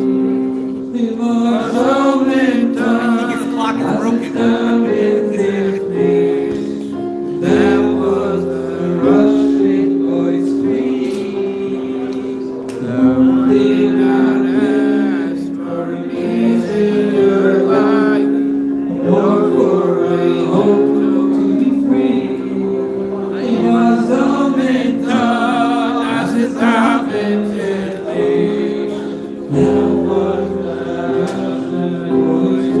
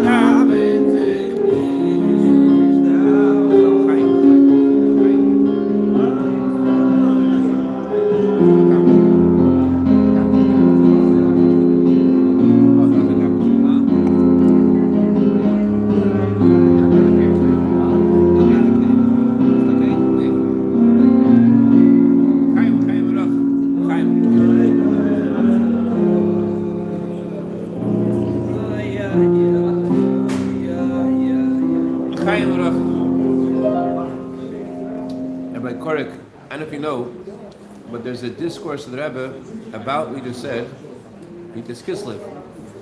And the Rebbe says that there are some mitzvahs which are easy, some mitzvahs which are hard. Mitzvahs which are hard for you are easy for me. Mitzvahs which are easy for me may be hard for you. When you're careful of the mitzvahs which are easy for you, you're helping a Jew keep those mitzvahs which are hard, those same mitzvahs are easier for you. By you keeping them carefully, you empower another Jew who those mitzvahs are hard for him, that they should be easier for him. Just like Jews in America, by them keeping Torah mitzvahs, they empower Jews in Russia who couldn't get Torah mitzvahs. So too the Rebbe says that when you have something that you're good at, the mitzvahs which are easy for you, you're empowering other Jews who have a hard time with those mitzvahs. The previous Rebbe said, it says in Gemara, Kol Yisrael Ravens Bezalel. All Jewish people are responsible for each other. So he said the word Araven has 3 translations. All the Jewish people are Araven, responsible. But why are they responsible for each other? The reason we're responsible for each other is because Kol Yisrael Ravens Bezalel. Because every Jew has in him something from someone else. In other words, it's not that one soul is completely cut off from other souls. Every soul has in him a part of another soul. And because every Jew has a part of him from another soul, therefore, Kol Yisrael Muravim Zeh B'Zeh, every Jew finds pleasantness being with another Jew. The reason why it's geschmack, the reason why it's enjoyable for Jews to hang around with Jews is because a Jew has in him a part of another Jew. And because I have in me a part of you, therefore I'm responsible for you. And by me doing what I'm doing, even though it's not hard for me, I'm empowering you to do those things which are hard for you. I think in today's day, we're in contact with all people all over the world. And because we're in contact with so many people, it's easy to forget that when someone reaches out to you, if they took the time to ask for your help spiritually, ask for your help physically, whatever, they reached out to you, it's divine providence. It's because you need to be there for them. You just stop, you just think, and you say, why this person reach out to me? It's Pirzei Nai. This person is stuck in Australia, or he's stuck in Australia, Baruch spiritually, he has something which is an issue for him. And for you, that's not even an issue. And you have to put yourself in the other person's shoes and to realize that that person needs you. You're not in Mitzrayim, that's not your Egypt. But that person is in Egypt. And you, because of your vantage point, that you are spiritually free from that person's malady, you are uniquely gifted to be able to guide that person out of where they are. And so it's this union of being spread around the world. It's not just spread on physically, it's spiritually. Everyone's at a different stage in the game in Judaism. And Hashem puts us in touch with each other to pay attention to people who reach out and people that we haven't reached out to yet. As Rabbi Cashapp said, just like it's a mitzvah to put on tefillin every day, it's a mitzvah for every Jew every day to think about Ahavas Yisrael for 15 minutes. For 15 minutes to stop and to think about people in your life. Think about people that are in touch with you, or aren't in touch with you. Pirzeinai, that they're spread out in their place and their atmosphere, and you, by reaching out to them, you could mamash be the sunlight for that person. L'chaim, l'chaim v'rach.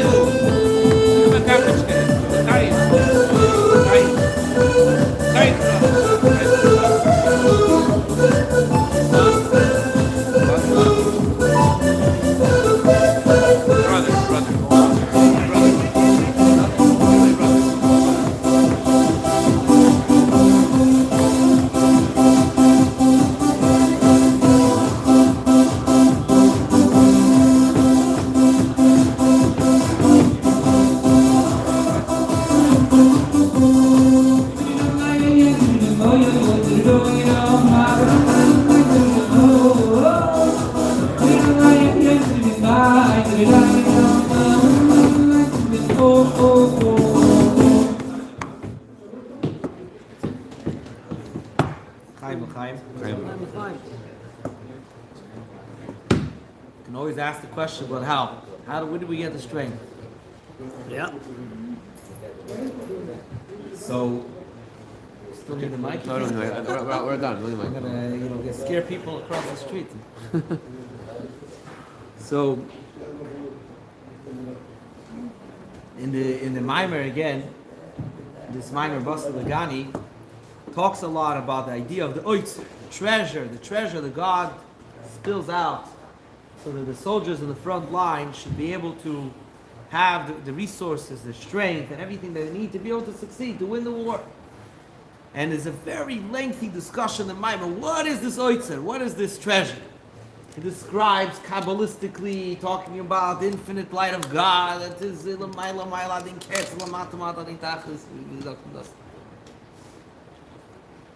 it's an infinite light to, talks about all the different levels, what that means in our life and so on. But then the bottom line, there's a treasure. There's a treasure. That this treasure that is so great, is greater than any other revelation of God. That's what God gives the frontline soldiers to be able to succeed. So I saw in one of the discourses next year, Tafshachav Dalet, in the end of the discourse, the Rebbe says that the oitzer, what is the treasure? It's the Gilui Alikus that comes through the tzaddikim, the revelation of godliness, and through the tzaddikim, especially Nisi Adayr, and he connects it with Anon Osif Malka, which is a famous medrash that talks about how a king comes into a place and he has many different people in his entourage, and those who are excited about the ministers and all the other people, they go to them. But then there's one pikach, there's one wise person says, I want the king, I don't want anybody else. And that's the idea of the oitzer. The oitzer is that God gave us the Rebbe that gives us the strength to be able to do what we have to do. I once heard a story, maybe Yitzchak knows the story also, because he's connected to the person of the story like I am. And this story, there was a bacher, a yeshiva student. He was maybe 15, 16 years old. And at that time, it was customary that when you were in yeshiva, when it was your birthday, you can go have a private meeting with the Rebbe. You did this private audience with the Rebbe in connection with your birthday. So once a year, on your birthday, you can go. So this student, he was 15 or 16 years old, he went to have a private audience with the Rebbe.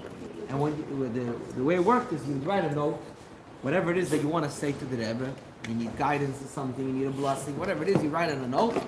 You come in, you give it to the Rebbe would scan it very quickly, and then he would say whatever he wants to say, and that's it, you're done. Especially the yeshiva students, the audience would last maybe a minute and a half. It was very quick. So this particular student, he wrote something to the Rebbe that he was struggling with. Struggling to read. To read? Why? Struggling with.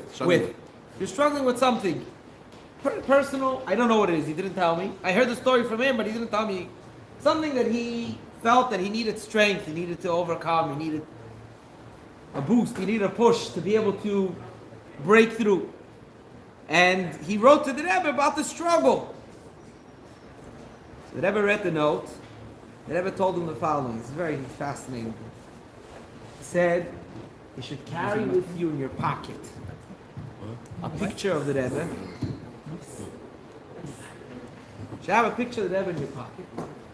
And if you ever feel, Tomer, the Yetzer Hara fängt an sich wilde Wind bei dir, if the evil inclination starts to get wild, starts to act up, take out the picture, and you tell him, he's looking! And then he'll come down. That's a good one. That's what the Rebbe told him. That's nice. That's Powerful. Who was that? Yeah. I gave it away, right? Yeah. So do you do that, Rabbi? I should do it. What do you mean? I have a picture right here. No, you do. We want to know where we get the strength. We're facing a challenge, facing a difficulty. We know that it's the hard mitzvah, and I do these mitzvahs to use. How do I do it? You have to remember that God gave us what we need. God gave us the light. Like in the parasha this week, you have a pillar of fire that directs us. We know how to go. We just have to look at the fire. If we ever get confused, if you ever become in a moment of forgetfulness and we're not sure, we're overwhelmed, we're stressed, it gets a little blurry, refocus. Yosef and Yaakov. Exactly. Yes, exactly. That's what gave Yosef the strength. The image of his father. Yeah. But you know what's an interesting thing you mentioned, remind me? Well, the question is what he saw his father's image, and because of that he didn't sin. He's a kid, 17 years old, and by now he's already a few years older. He's in Egypt. His mother already passed away. His father he hasn't spoken to in years. His father thinks he's dead. His brothers disowned him. He imagined his father and he's not going to sin. Come on, like what about his father's image? So it says in Zohar, Shufrei de Yaakov ki Shufrei de Adam Arishem, that the facial design or whatever it is of features of Yaakov was like Adam. And because of what was unique about Adam, it says about Adam that why did God create Adam as one? So that every person, so they should know that the whole world is for me. That in other words, whatever I do doesn't just affect me, but it impacts everybody. It has a global effect. So when Yosef saw his father's image, he recognized that what I'm about to do isn't just affect Yosef.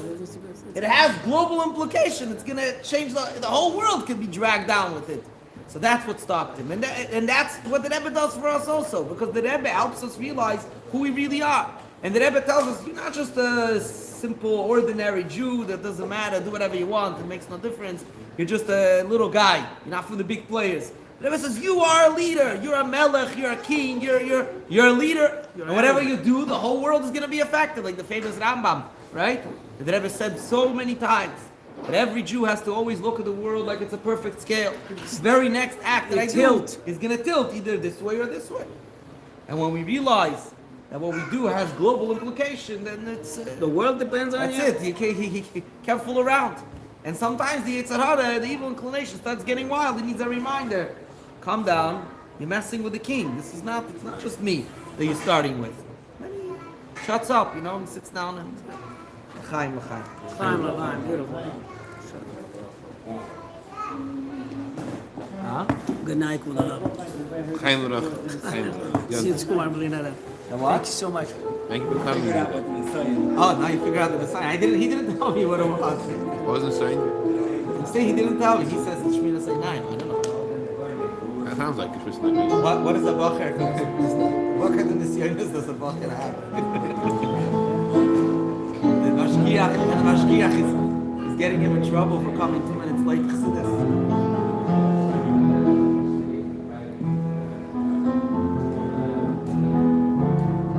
Yo, you play requests? Go ahead, keep on going. People are chaydish.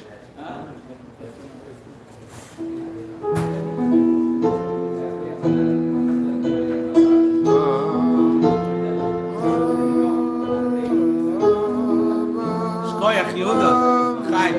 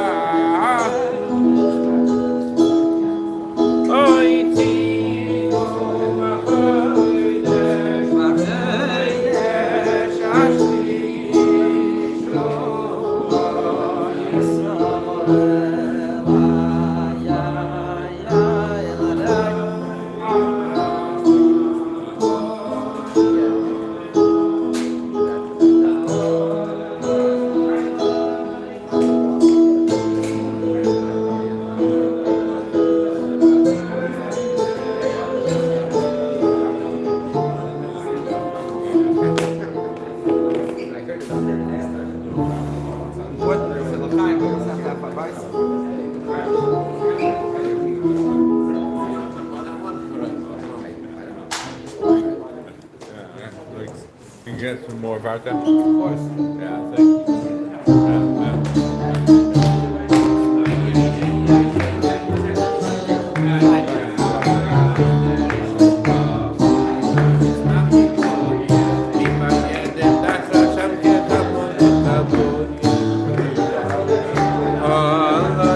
That's what I was thinking tonight. But that part after I was thinking. They're on. You see what I was thinking tonight? You see what I was thinking? Yes, we can. Should we? Okay. Thank you. Good answer. So what did L'chaim do? Zerb L'chaim for that answer.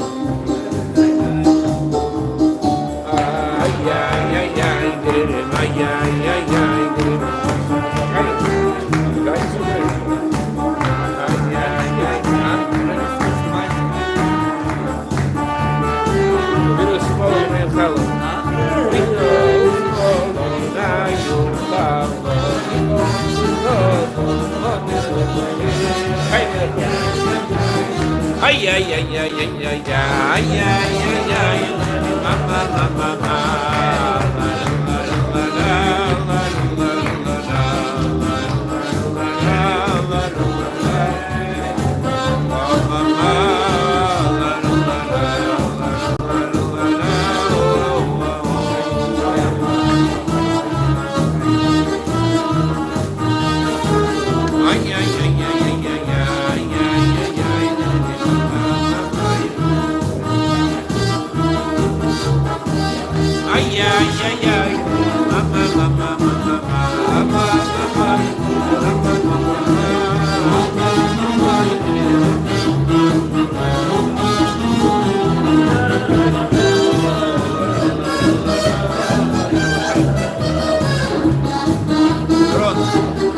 Finish already.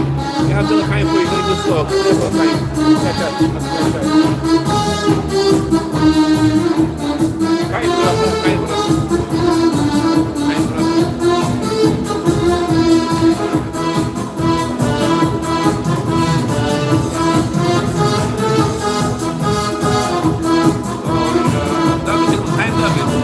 Hi, how are you? Oh, nice to see you. I know you're here.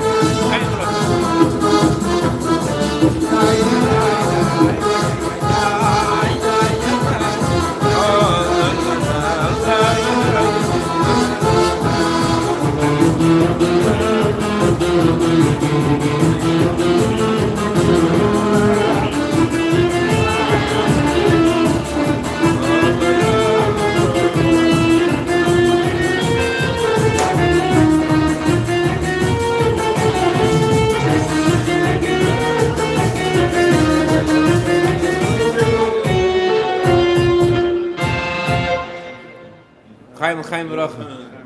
Chaim Baruch. I want to say two mices, which are two opposite mices, two opposite stories. I think if we have both mices together, maybe we'll go somewhere. Menendel Hutefas came out of Russia. He came to Farbrengen, and he was very different style of Farbrengen than everyone was used to. And someone was leading the Farbrengen before a Mendel. After Shmuel Chaim Kesselman passed away, they represented a Mendel to lead the yeshiva in Chabad. And he was very different style than everybody else.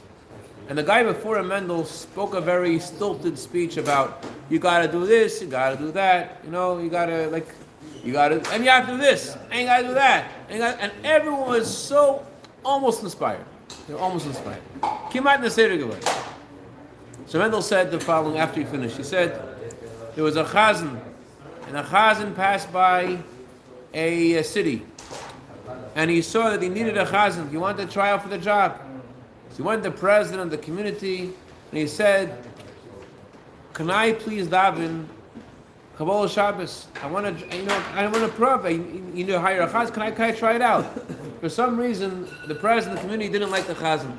He says, "B'shum eifim. No way, no how, nothing. You're not going up there." Unbeknownst to the chazan, the president of the community also told all of his ganim, all of the assistants to the president, that this guy is not the chazan, ever. So poor guy, next morning gets up early. He tries to get a position at Sheikhanat. So he tells someone in the shul, someone looks like he's busy. Can I have Sheikh? No way. No, you can't do Sheikhanat. Poor guy, he came to city special to try for the chazanas. And you know the Rosh HaKol, the president of the community, he doesn't show up till Sheikhanat. You know, with the Rosh HaKol, the president of the community, you show up a little late. And even if you show up late, your eyes just still look like you just woke up, rolled out of bed. But the guy, he thought he can get in there. He thought he'd be able to get in, but he didn't know that the Rosh HaKol, the president, told everyone, all of his henchmen, this guy's not going up there. So he couldn't go for Sheikhanat either. So he begged, can I please go for a musaf? Give me a musaf. The president is no way, no how. For whatever reason, he just didn't like him. Anyways, comes Mincha. He goes, he figures, the head of the community is not going to come on time for Mincha. Doesn't usually come on time, president. And he comes to the shul and the rabbi's there. Rabbi's an old man, an old, weak man. And he goes over to the rabbi, he says, can I please daven Mincha? Please can I daven Mincha? And the rabbi's like, okay, go ahead, you can daven Mincha. So the president walks in the middle of his Chazaras Hashatz, he's repeating from yesterday, and he's like, chutzpah! The meeting interrupts the whole show. How dare this guy go up there? I didn't let this happen. I'm the president. Who let this guy go up there? And the rabbi's like, I told him he can go. What's the big deal?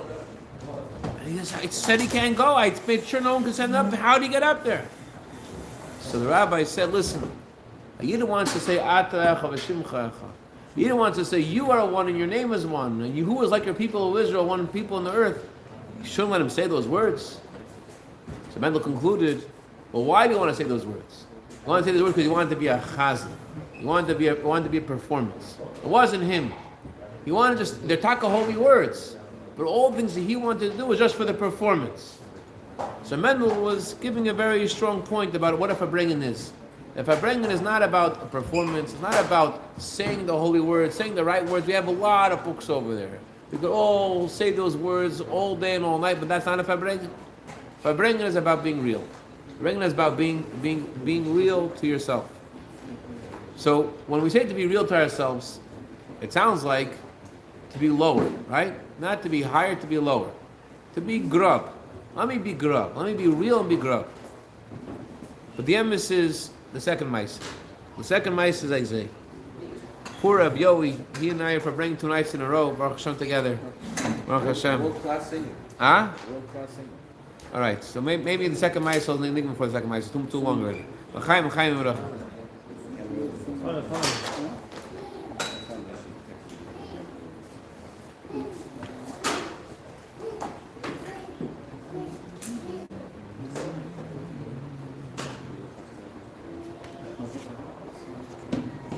So the house cup, that's us to go. I'll tell the second mice where he goes. Okay, I don't want you to walk with the first mice, and just tomorrow you'll be like, I shouldn't daven because it's not real, it's not me, it's not this. So I'll tell you the second mice. Second mice says second mice is, there was a very rich man. Well, as rich as he was, that's how much of a kapsum, that's how marginally he was. And he was making a wedding for his youngest daughter. And everyone in town knew this guy's making a wedding. It's going to be a geshmaka wedding. There's going to be meat and wine. Everyone will have a good meal. It's a small little town. When he makes a wedding, there's lots and lots of food. So, but the guy didn't want anyone to participate in his wedding. He didn't want anyone to be there. He wanted this wedding just be for his family. So he told his servant, my dear servant Shmerel, when everyone leaves the chuppah and they come to the wedding hall, I want you to make an announcement. The announcement is, all the wedding food is stolen. It's all stolen. All right. So the rich man buys the food for the wedding, and everyone in town's like, yeah, this is going to be the best party ever. Yeah, look where he's going. He's going buying this meat, this wine, and they don't realize the night of the wedding, after the chuppah, Shmerel walks over to the father of the bride by the wedding hall, and he says, the wedding food is all stolen. And so people start leaving the hall. The wedding food's stolen, and the guy, the rich man, is so proud of this servant of his. He's doing such a great job. It's stolen. It's all gone. And then he's like, this guy is too good. This guy is too good. This guy should win an Oscar. There's something wrong about the way he's speaking. He says, listen, Shmerel, no one can hear us. It's between me and you. Where is the wedding food? It's all stolen. It's all gone. It's all, there's nothing left. He said, Shmer, I know you're supposed to say that, but between me and you, you're making me nervous. No one can hear us. Tell me the truth. Where is the wedding food? The truth is it's stolen. They came, they stole the wedding food. Shmerel, it took her 3 or 4 times for him to realize it really was stolen. It really was gone. And when he realized that the wedding was ruined and all the wedding food was stolen, the rich man fainted. He fainted. In a similar way, we don't realize, but sometimes you begin to daven in the morning. You're davening not because you really are into your davening.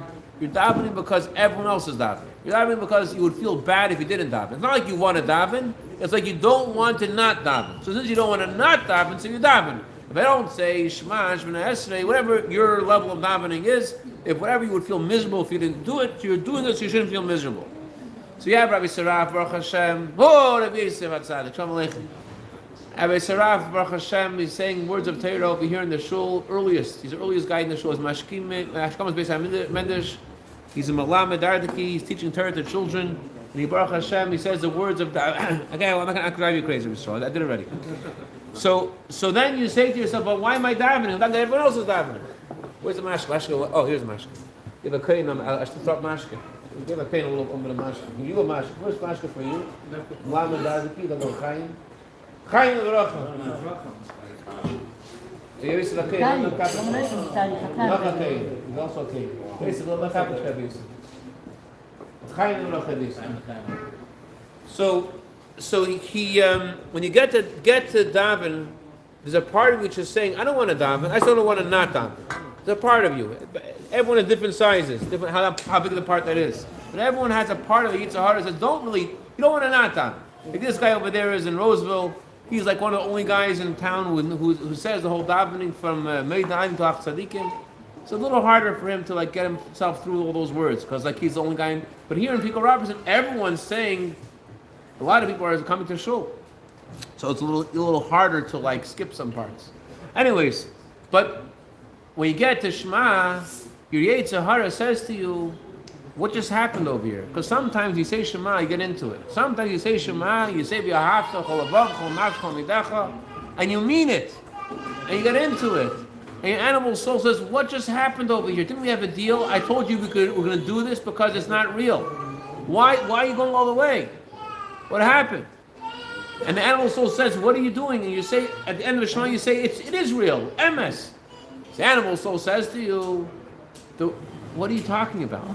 That's just what you're supposed to say. It's not really real. Just we're accepting that it might be real, and therefore you're doing it because you want to satisfy your conscience. It's not really real. They say, no, it is real. Animals will say, I know it. You're supposed to say it's real because you're Jewish. You have to say it because that's what everyone else is saying. You'll feel bad if you don't. But it's not really real. You say, look, MS. You continue to say 15 adjectives. V'yatziv, v'nachin, v'kayim, v'yoshim, v'nemon. You say all those adjectives, then your animal soul faints. Your animal soul says, you know what? I know who this guy is. This is somebody else. Somebody else. This is in the Farbrengen. In Farbrengen, on one hand, is being real. On the other hand, is being real to your deepest self. Being real to your etzem and nefesh. Your real self is the guy who says it's real. Your real self is not the guy who says it's not real. You're real when you be real with yourself. In Farbrengen is to get real and to make it real. Chaim Rachim.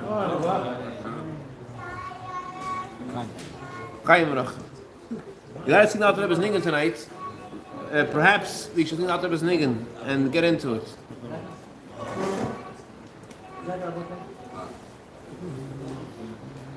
Not into it. Now right out Rebbe's Nigen. Sing out Rebbe's Nigen. Mama. Achana Nigen. How's that Achana Nigen start? Oh, yada, mama,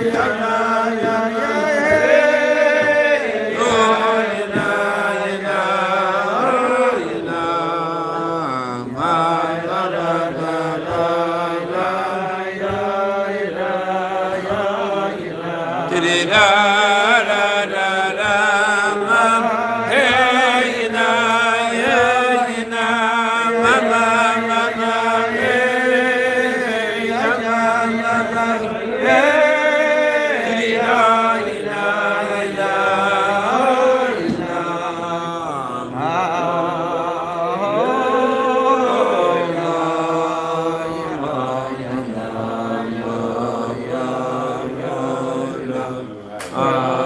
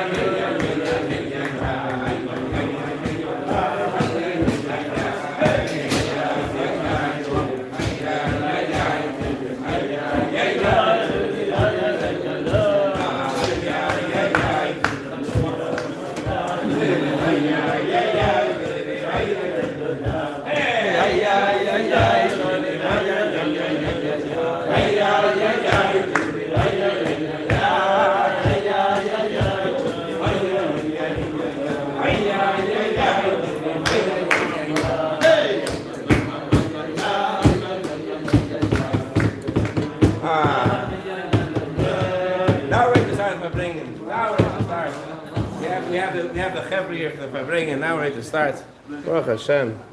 Finally, waiting for you guys. Waiting. Say l'chaim. Where have you been all our lives?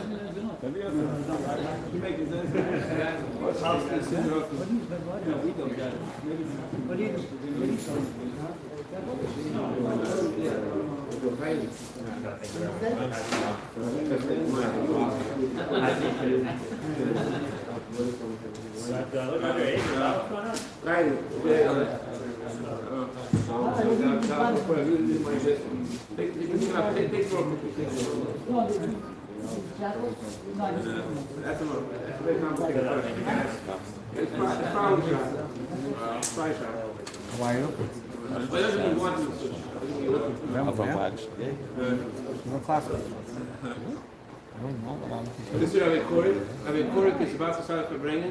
Just arrived this landed. And we're very fortunate to have him. He's visiting here from Sacramento. And just here, Farbrengen is going to continue till his flight. His flight is at 6 o'clock in the morning. So you have to bring at least until 4. Because otherwise he's not going to stay. There's no traffic in the morning. So which year? It must have been the other way then. You were in the... So, 8th grade I graduated was in Ocean Park. You were or no? I was not. But those were my classmates. That from SIFT I was back. Somehow.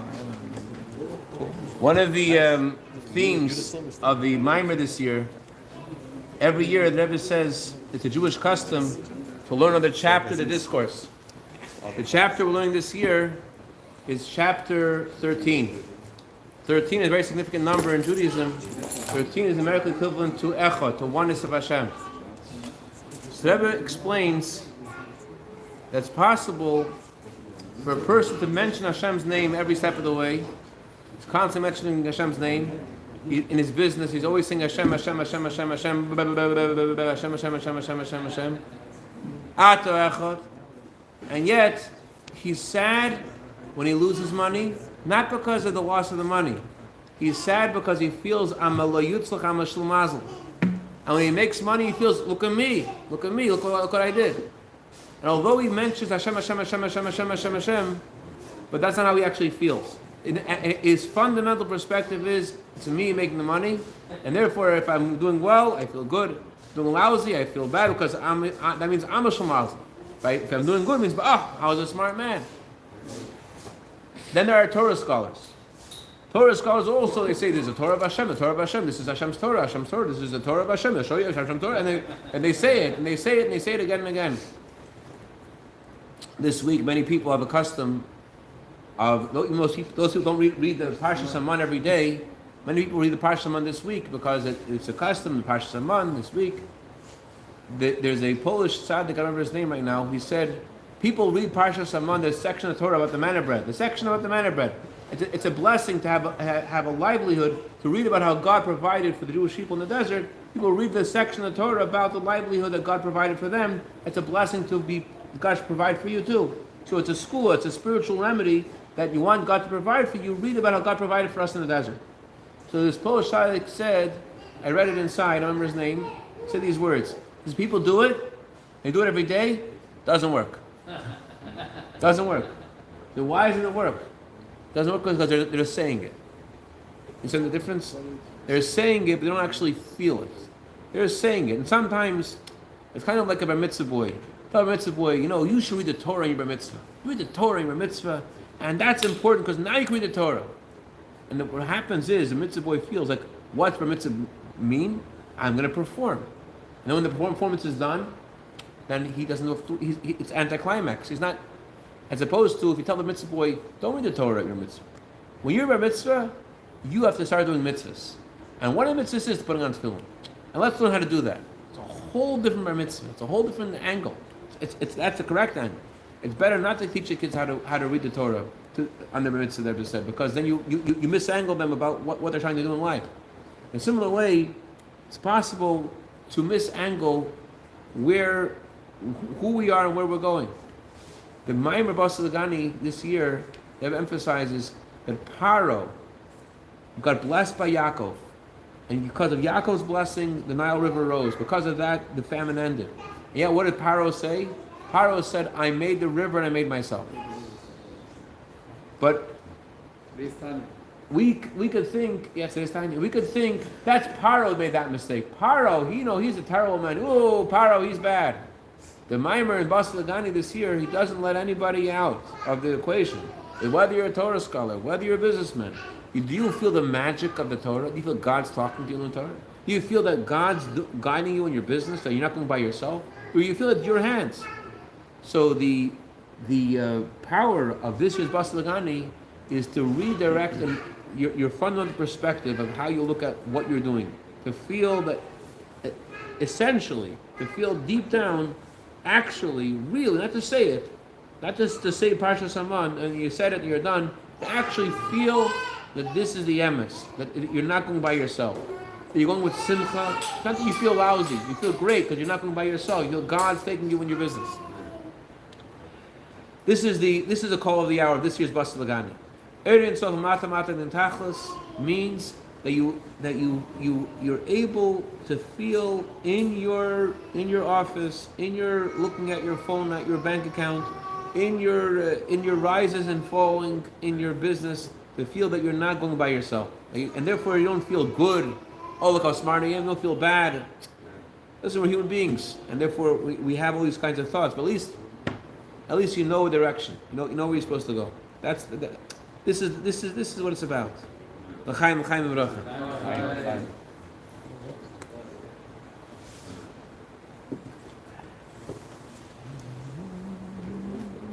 Rabbi Yishka zog ab sogar Geschmack zwischen liegt. Dort ist eben dein Herz.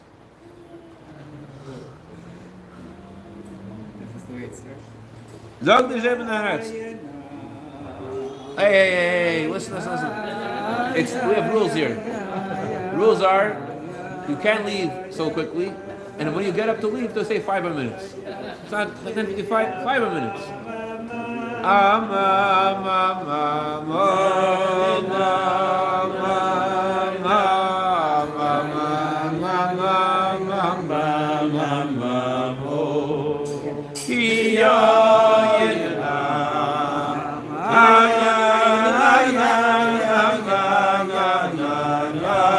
La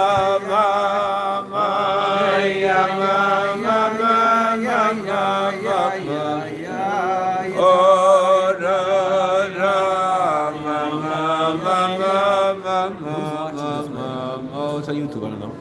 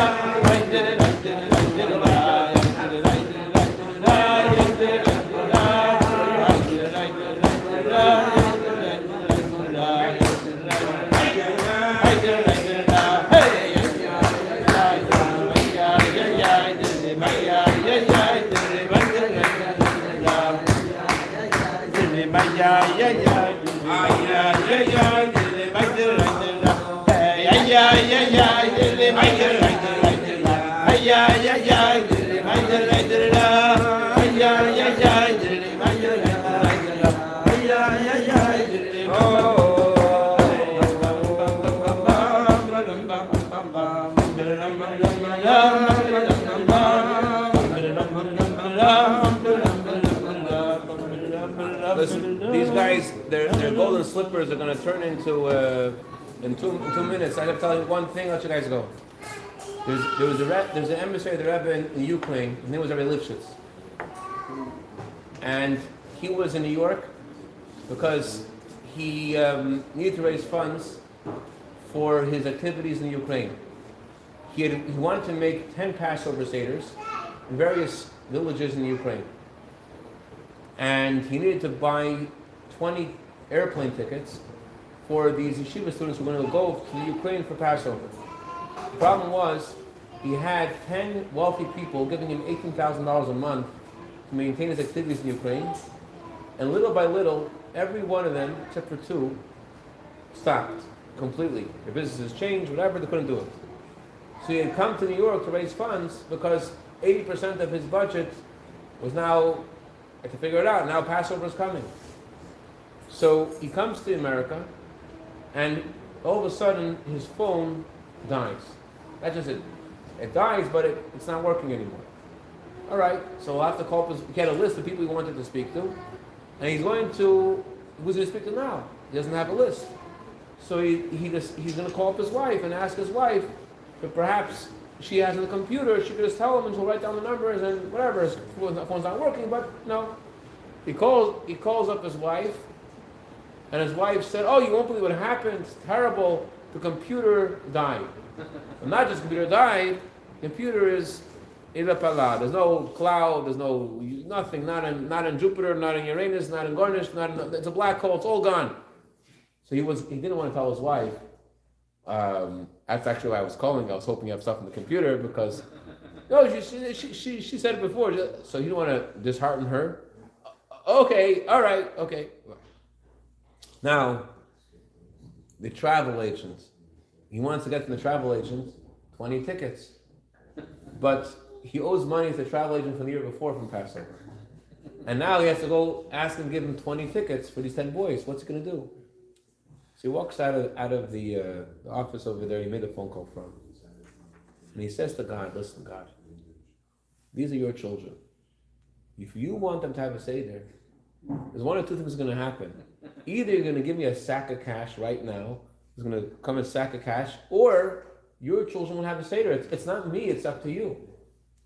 Anyways, he goes to the travel agent. Travel agent was busy at the time. So he's in the waiting room, and there's a looking around, and there's a sign. And the sign says this. The sign says, don't tell God how big your problems are.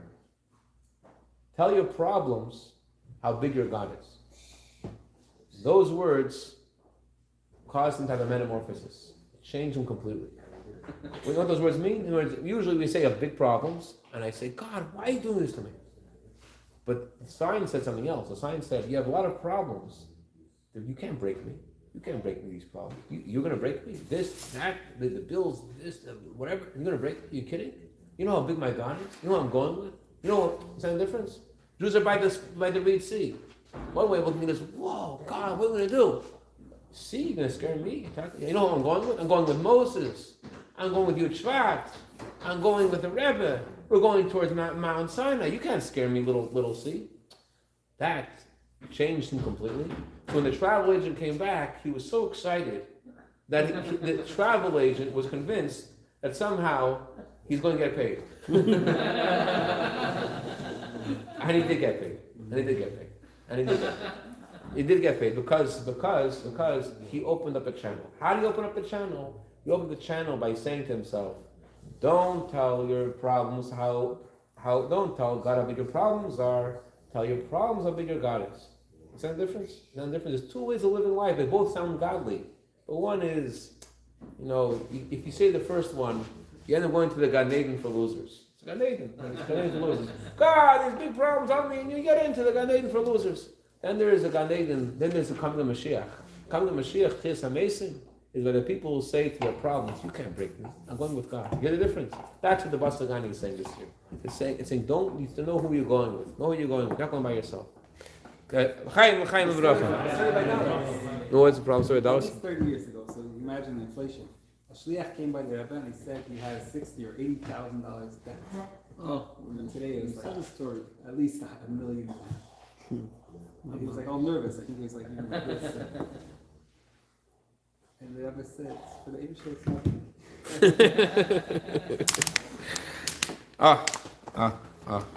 This is, okay, that's what I wanted to share. Now be quiet. Sorry about that. Go ahead. Chaim.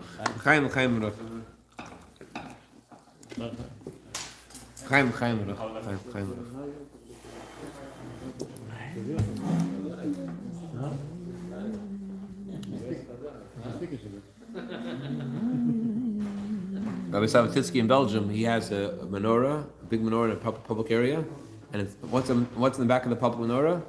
Don't tell your problems. No, he has that sign. People like the menorah. They call him up the sign. Like, wow, that's a great sign. Something that's it could change your life. This sign.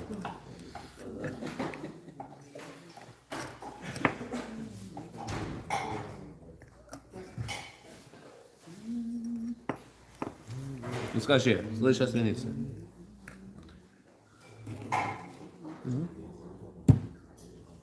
speak Russian.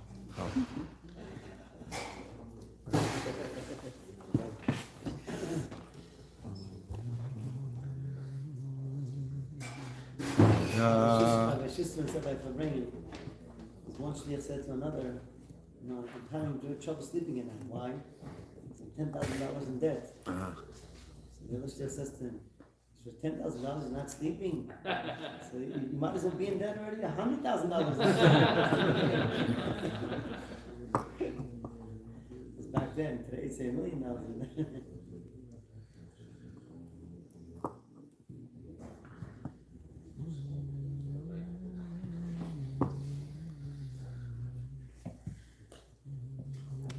Hey. Tzama, tzama, tzama, tzama lecha nafshi. Koma, koma, koma, koma, koma lecha b'sari. Hey, tzama, tzama, tzama, tzama lecha nafshi. Makom, makom, makom, makom lecha b'sari. Hey. Joti jedish naye Marcos ne kumplayish ne pravdayish tolkarovish varko rechdi yedori Marcos Joti jedish naye Marcos kumplayish ne pravdayish tolkarovish varko Hey, tzama, tzama, tzama, tzama lecha nafshi. Koma, koma, koma, koma, koma lecha b'sari. Hey, tzama, tzama, tzama, tzama lecha nafshi. Koma, koma, koma, koma, koma lecha b'sari. Echdi yedori Marcos, Shoti yedish naye Marcos, Kumplayish nepravdayish tolkarovish varko. Echdi yedori Marcos, Shoti yedish naye Marcos, Kumplayish nepravdayish tolkarovish varko. There's a word over the end of the Gimel Minor. Yeah, It says over there the word of Boyal Paray from Zoya, yeah. right? Why does it say Boyal Paray? Huh? Right? Yeah, so the Zoya, from the Zoya says that Moshe was afraid. He was afraid. He saw Paray, Atani Magadol, and he was afraid to go to him. So the Eibishter told him, I'm going to come with you, Boyal Paray. It's the word, Ani Hashem Mekerev Haaretz, whatever, I'm going to be able to, I'm going to take care of it. So he took him Cheder, he took him inside. And then the Rebbe says in the word, in the Maimer, that, and this, Nekuda, that Boyal Para, the Zohar says, this we say to every Yid, it says to the simple Anshe HaChayil, who are also afraid, and they have to deal with the Birurim, that also to them we say, don't be afraid. Moshe Rabbeinu was afraid. We shouldn't be afraid. But that's the way it is. The Eibishter is going with us, the Rebbe is with us, and there's this famous story with Rabbi Lipsker in Bell Harbor, right? Before he was moving to Florida, and his wife said she didn't want to go, something like that. She told the Rebbe, yeah. So the Rebbe said, I'm going with you. I'm not going alone. Hi.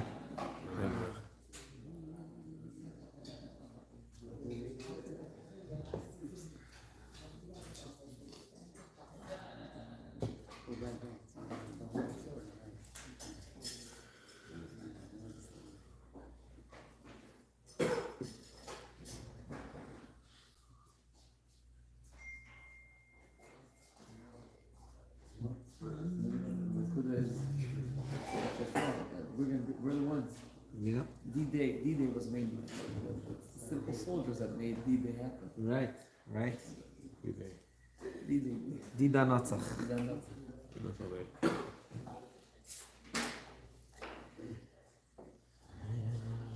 That's the bottom line. It was done by the simple soldiers.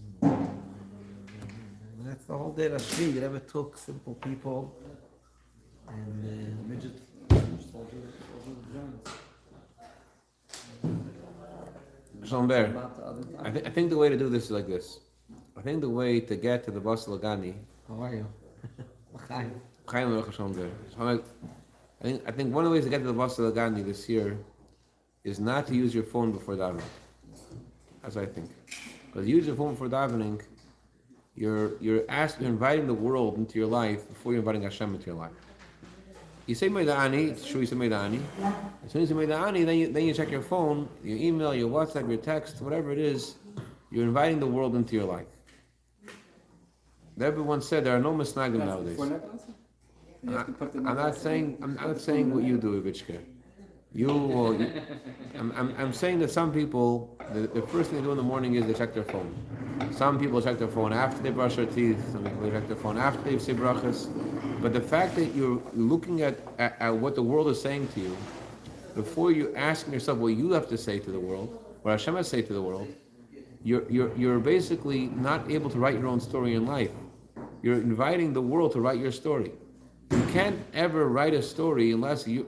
In order to write a story, you have to be the one writing it. If you wake up in the morning, and your first move is what is the world saying, instead of what is Hashem saying, there's a fundamental issue there, and that contributes to us giving weight to the way the world looks, to the Helen Vahester. If you start off your day and you don't give the Helen Vahester a chance, like a Bel Baruch Hashem, Zelle doesn't look at his phone before he says brachas, before he says krishma, before he says davens. He does learn chassidus, and he davens, and it's the Avishus first. There was a Jew who visited us a few years ago. His son runs the Jets program. Rabbi Smith. Rabbi Smith, he said that he was in the audience of the Rebbe. The Rebbe told him, "It's a hard action to spoil about it. You don't have to be scared. You don't be affected by Yetzer Hara." The shliach called me up today, and he says he's very affected by his Yetzer Hara. He says he just feels everything he's doing. He doesn't feel it's real. It just feels not real, and it was bothering him that he felt like he's in the clutches of the Satan, and that's why he's not able to see the reality of what he's doing. He says, I don't know how to get out of the clutches of the Yetzer Hara. I'm just like stuck in this guy's hands. I don't feel the reality of the mitzvahs I'm doing. That's what's on his mind. Other people are like, what the heck? So what? Right? So what? This was bothering him. So he called me up. I have to text the talking halachas. He said, I don't feel we want. I know this emissary of the Rebbe, before she went to her lifelong mission in England, she told the Rebbe, I'm not sure, I'm right to do this mission, I'm just not sure I believe in God. So the Rebbe said, don't over dramatize. But to Rabbi Smith, what I wanted to share before was, the Rebbe said to him, don't be affected, don't be impressed, that's the word, don't be impressed by the Yetzer Hara. Every day you learn anew, and you daven anew, you learn from the Snai, you daven from the Snai, you get fresh energy. And automatically you don't have to be affected, you don't have to be impressed by Yetzer Hara. But in order to hear Shomber, there's an akuta of starting off your day with the Eibishter. You learn and you daven before you look at your phone. You learn and you daven, and before you say oi, you say krach, and you say this tzara and that tzara, or this issue or that issue. Before you do anything else, you daven. You wake up in the morning and you say with simcha meid ani fanacha. If you do that for a couple of days, you start off your day with the Eibishter, meid ani, and you learn torah, and that's the first thing. I'm not saying tzimtzum k'pshutei, that you're not going to answer your wife's call when she needs you to do whatever it is. I'm saying that you don't wake up in the morning and try to figure out what's going on in the world. You wake up in the morning and you figure out what's going on with the Eibishter. You say Ani, and you say to the Eibishter, I'm giving myself over to you. If you get up in the morning that way, you're letting the Bais Bezalel inside you. You're giving the Rebbe a chance. If you wake up in the morning, look at your phone, it's similar to the Rebbe told this guy in the audience. He said to him, there's no misnagim nowadays. The only misnagim there are nowadays are those who read newspaper before davening. As the Rebbe said, the only ones who oppose chassidus nowadays, what's meant to oppose chassidus? Read the newspaper before davening. So what does it mean? Okay, so nowadays, not everyone's reading the newspaper, Baruch Hashem. But looking at your phone before davening is having your personal newspaper. You're saying, I want to know what the world is saying. What is Yankel and Shmerel and Beryl? If you give Hashem a chance in the morning, and you write your own story, and you say Meida'ani, you say Brachas, and you say Krishma, and you say Karbonis, and you say Shmadav, and you learn a shtickle Torah, whatever many minutes Hashem has given you, it's a different morning, it's a different day, it's a whole different day. It brings Brachas to the rest of the day. L'chaim, l'chaim, l'chaim.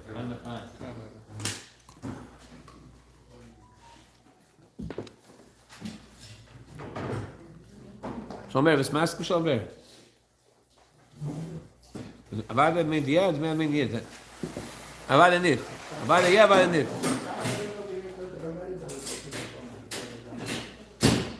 I'm not asking everyone, I'm asking you, if you're masking. You're masking. Ask him.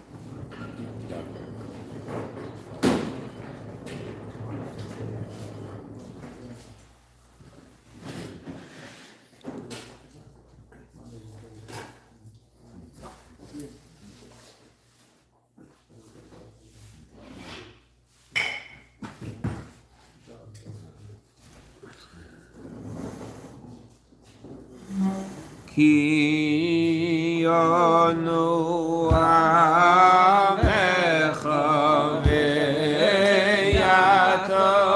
Elokeinu Onu Bonecha Ve'yato Avinu Hayya ma ma ma ma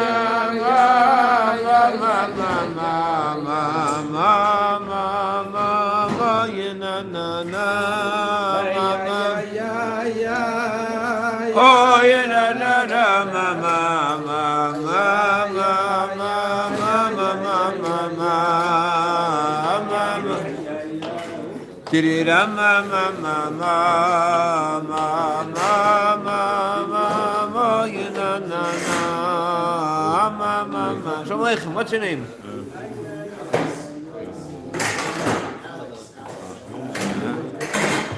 From the Tri-Cities, or I'm Moshe Levin. Nice to meet you. That was plan A. Hashem gave us always this. Hashem does things on plan B. Always is plan B, Hashem. So I got one thing. He told Adam and Eve, don't eat from the tree. But that wasn't the plan. God was going to eat from the tree. yeah, my father was there once in the Tri-Cities, so I think he was a Chabad. Oh, what's your last name, Alex? Alfred, ALTVRG. I live in the back. Oh. How'd you hear about the Farbrengen? I saw a post I saw was, I've been to the shul before, and I was running late, and I saw it was the Chabad, the shliach, the rub there, so I said my father was there once for work. He works for a big company, he's an engineer, they have different plants, things like that there. And he was there, and he was asking me, my father was asking me, like, I don't know, he's like an immigrant, you know, so he's like, I've never heard of this Tri-Cities. Oh. What is this? Like, Seattle, I heard of Spokane, you know.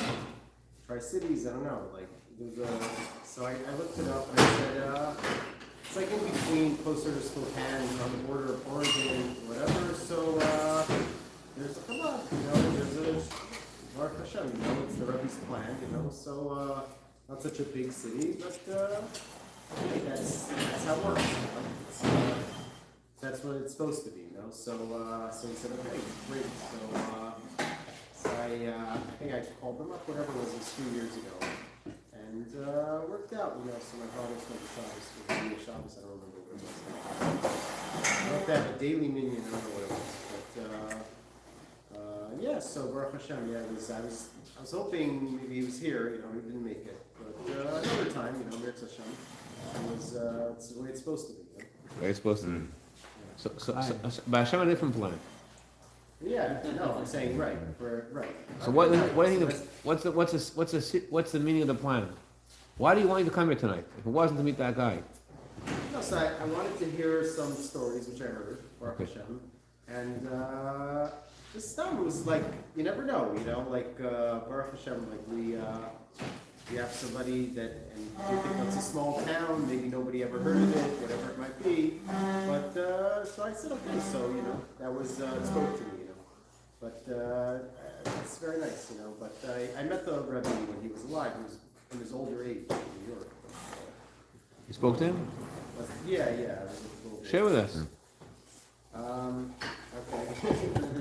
Okay. So I've shared this story before. Not with me. So Now we know why you're here. Okay.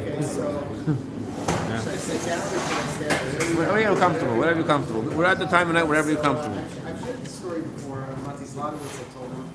You know him, right? Yeah. So my family are Russian Jews, and obviously the Rebbe, you know, he spoke Russian. I think he was not maybe Ukrainian more so than Russia, but you know, everybody. There was one country at one point. So people spoke Russian. It was for a long time. It was one country, and so he spoke a lot of different languages. I know he also spoke a lot of different languages, but I think like what happened was my mother. So my parents got out. I was a little boy. They got out of the Soviet Union, you know, communism, and my father wasn't allowed out. he was stuck. He was like refusing, which was what he called it, by the government. You know? Wasn't like he wasn't put in prison like in shalom, like the Alter Rebbe or whatever. I think there was another Rebbe that was in one of the. All the rabbis were in prison. No, I'm saying the recent was one that was in some. I don't know which one it was. It was a date recently that it was another one, not the Alter Rebbe. That's Kisley. But I'm saying there was another one that was released. Maybe more in Tavis or something, in Shvat, something. So I didn't know that, but my father was in prison, whatever. But he was refused to leave the country because he was Jewish. So they told him they have. You lost your job if you refused. Yeah, if you lost your job, or you didn't lose your job, but like you had to keep quiet. Like you really had to keep quiet. You couldn't you couldn't go and say anything. That's it. They put you in favor. Right. So my father got papers that if you ever mention anything, whatever it is. So it's like you have 5 years, and if you mention any 5 years, you have to be stuck here. Because my parents was in the 80s, and was already things were not going so well, but they were still in control, whatever. And in general, it was always happening. A lot of times it happened. So he wasn't like a high-level guy, but whatever. He was said. They told him you have to leave with your family, so you can't because you're like no government secrets, whatever. So you have to stay for 5 years, and then we'll let you out after 5 years. But if you make any noise, that's it. You're finished. You're going to Siberia, whatever. So my father was. What year was this? This is what? What year did the story happen? This was in 1988, I think 1987, something like that. So my Right before father- Gorbachev. What's that? Right before Gorbachev came to power. Right, it was like around, no, it was already between, my father was gonna apply, my parents are gonna apply to leave before, they got married in 1979, so they applied, and they closed the country because it was a whole thing with political things. They didn't apply because they thought they would just wait a few years, and then my father applied. Gorbachev came in, my father applied because they heard my grandparents were getting out, and they were able to get out. My father, there wasn't so many people that couldn't get out, but there were certain people that just because they said the government, they were working for the government, not that they worked for the government, like let's say my father's an engineer. Right. So he worked for the military because they didn't give you a choice who to work for. They just said, this is what you're doing, People don't understand that. They think like, you apply for a job, so whatever you want to do, But like here, my father was told, this is where you go to school, this is what you study, and this is where your job's gonna be. Why? Because it was like they just decided that this is what's good for you, So he didn't have a choice, so they put him in this military plant or something like that. So they said you know any government secrets, so he didn't know any government secrets, but he was thinking he was against him. And so he didn't know. He wasn't like a high-level guy or anything. But so so my mother, they told her and my grandparents, no problem, you can go, because Gorbachev already came in and they were letting a lot of people go, but certain ones they kept on. So my father ended up being one of them. It was a girl, It was a girl. So he didn't know what to do. So my mother was going to stay behind because when she got with a child, I'm an only child. So, and my grandparents went ahead. So she said, I don't want to leave my husband behind because it's 5 years. It's 5 years, he has to stay behind. And it's not it's not so easy, So I remember, so he's not going to be able to, I'm not going to visit him or something like that, Or he's not going to be able to see his kids, his son. So my father said, he was like, you know what, we should have a munah. My father didn't grow up with a yeshiva education. He said we should have a munah, and you should just go. Your parents went ahead, so you will go later by yourself. So my mother said, okay, I'm very nervous about it. All right, but you're saying we should have a munah, and we should have a munah, whatever. So they weren't they didn't have a yeshiva education, nobody. But they knew something, about. They knew there was a God, there was a Hashem. So okay, so my father said, just go. It's fine, it'll work out. So my mother got to New York. I didn't know what to do. So she's like, they gave my husband a paper documents that it's going to be 5 years, that he's going to have to be here. If he's on good behavior, so my father wasn't going to try to not say anything, whatever. So at least 5 years. So they told her, listen, we have a difficult situation. Your husband's over there, it's not a good place for you, whatever. I mean, you shouldn't be separated from him for so long. The Rebbe gives brachos, or he gives advice, whatever he does. On Sundays, I think it was one day a week, I don't know if it was one day. Sunday. Sundays, yes, Sundays. So my mother just came to the country, so she said, okay, so they said, okay, go wait in line, and a lot of people come for different things, whatever it is. So you'll ask him this question, you'll speak to him in Russian, and you'll ask him. So she waited. I was a little kid. I went with her. Maybe she went a few times. I went maybe once or twice. You remember? Yeah, I remember. And I do remember. No, because we got connected to Bais Bezalel Chabad. Kanalski. Yeah. So. Remember Mrs. Tunis, Rose Tunis? I don't remember all the people. I was like a little kid, you know. Yeah. So my mother stood in line. This is like I'm saying. I met the Rebbe like that way, you know. Yeah. So she stood in line and. Came her turn. It was a long line. It took a while, but she told the Rebbe in Russian, like the story, whatever. What. So she's like, what do I do? Like, got a good situation. Like, it's not like I can visit with him or something like that. Like, give me a bracha or whatever it is. Just tell me what to do. So he said, my mother. Don't worry. Like he said, don't worry. I don't know exactly what he said. He gave her $1. He said, don't worry. She came a few times. He said, it won't be 5 years. It will be much shorter than that. Wow. He didn't say exactly when, but it'll be much shorter. Don't worry. Just, it'll be. So my mother, okay, she was like, okay, so the Rebbe, she knew about the Rebbe. You know, she had relatives actually. Her father's mother's sisters married Lubavitch guys in Belarus. What's the last name? I don't know.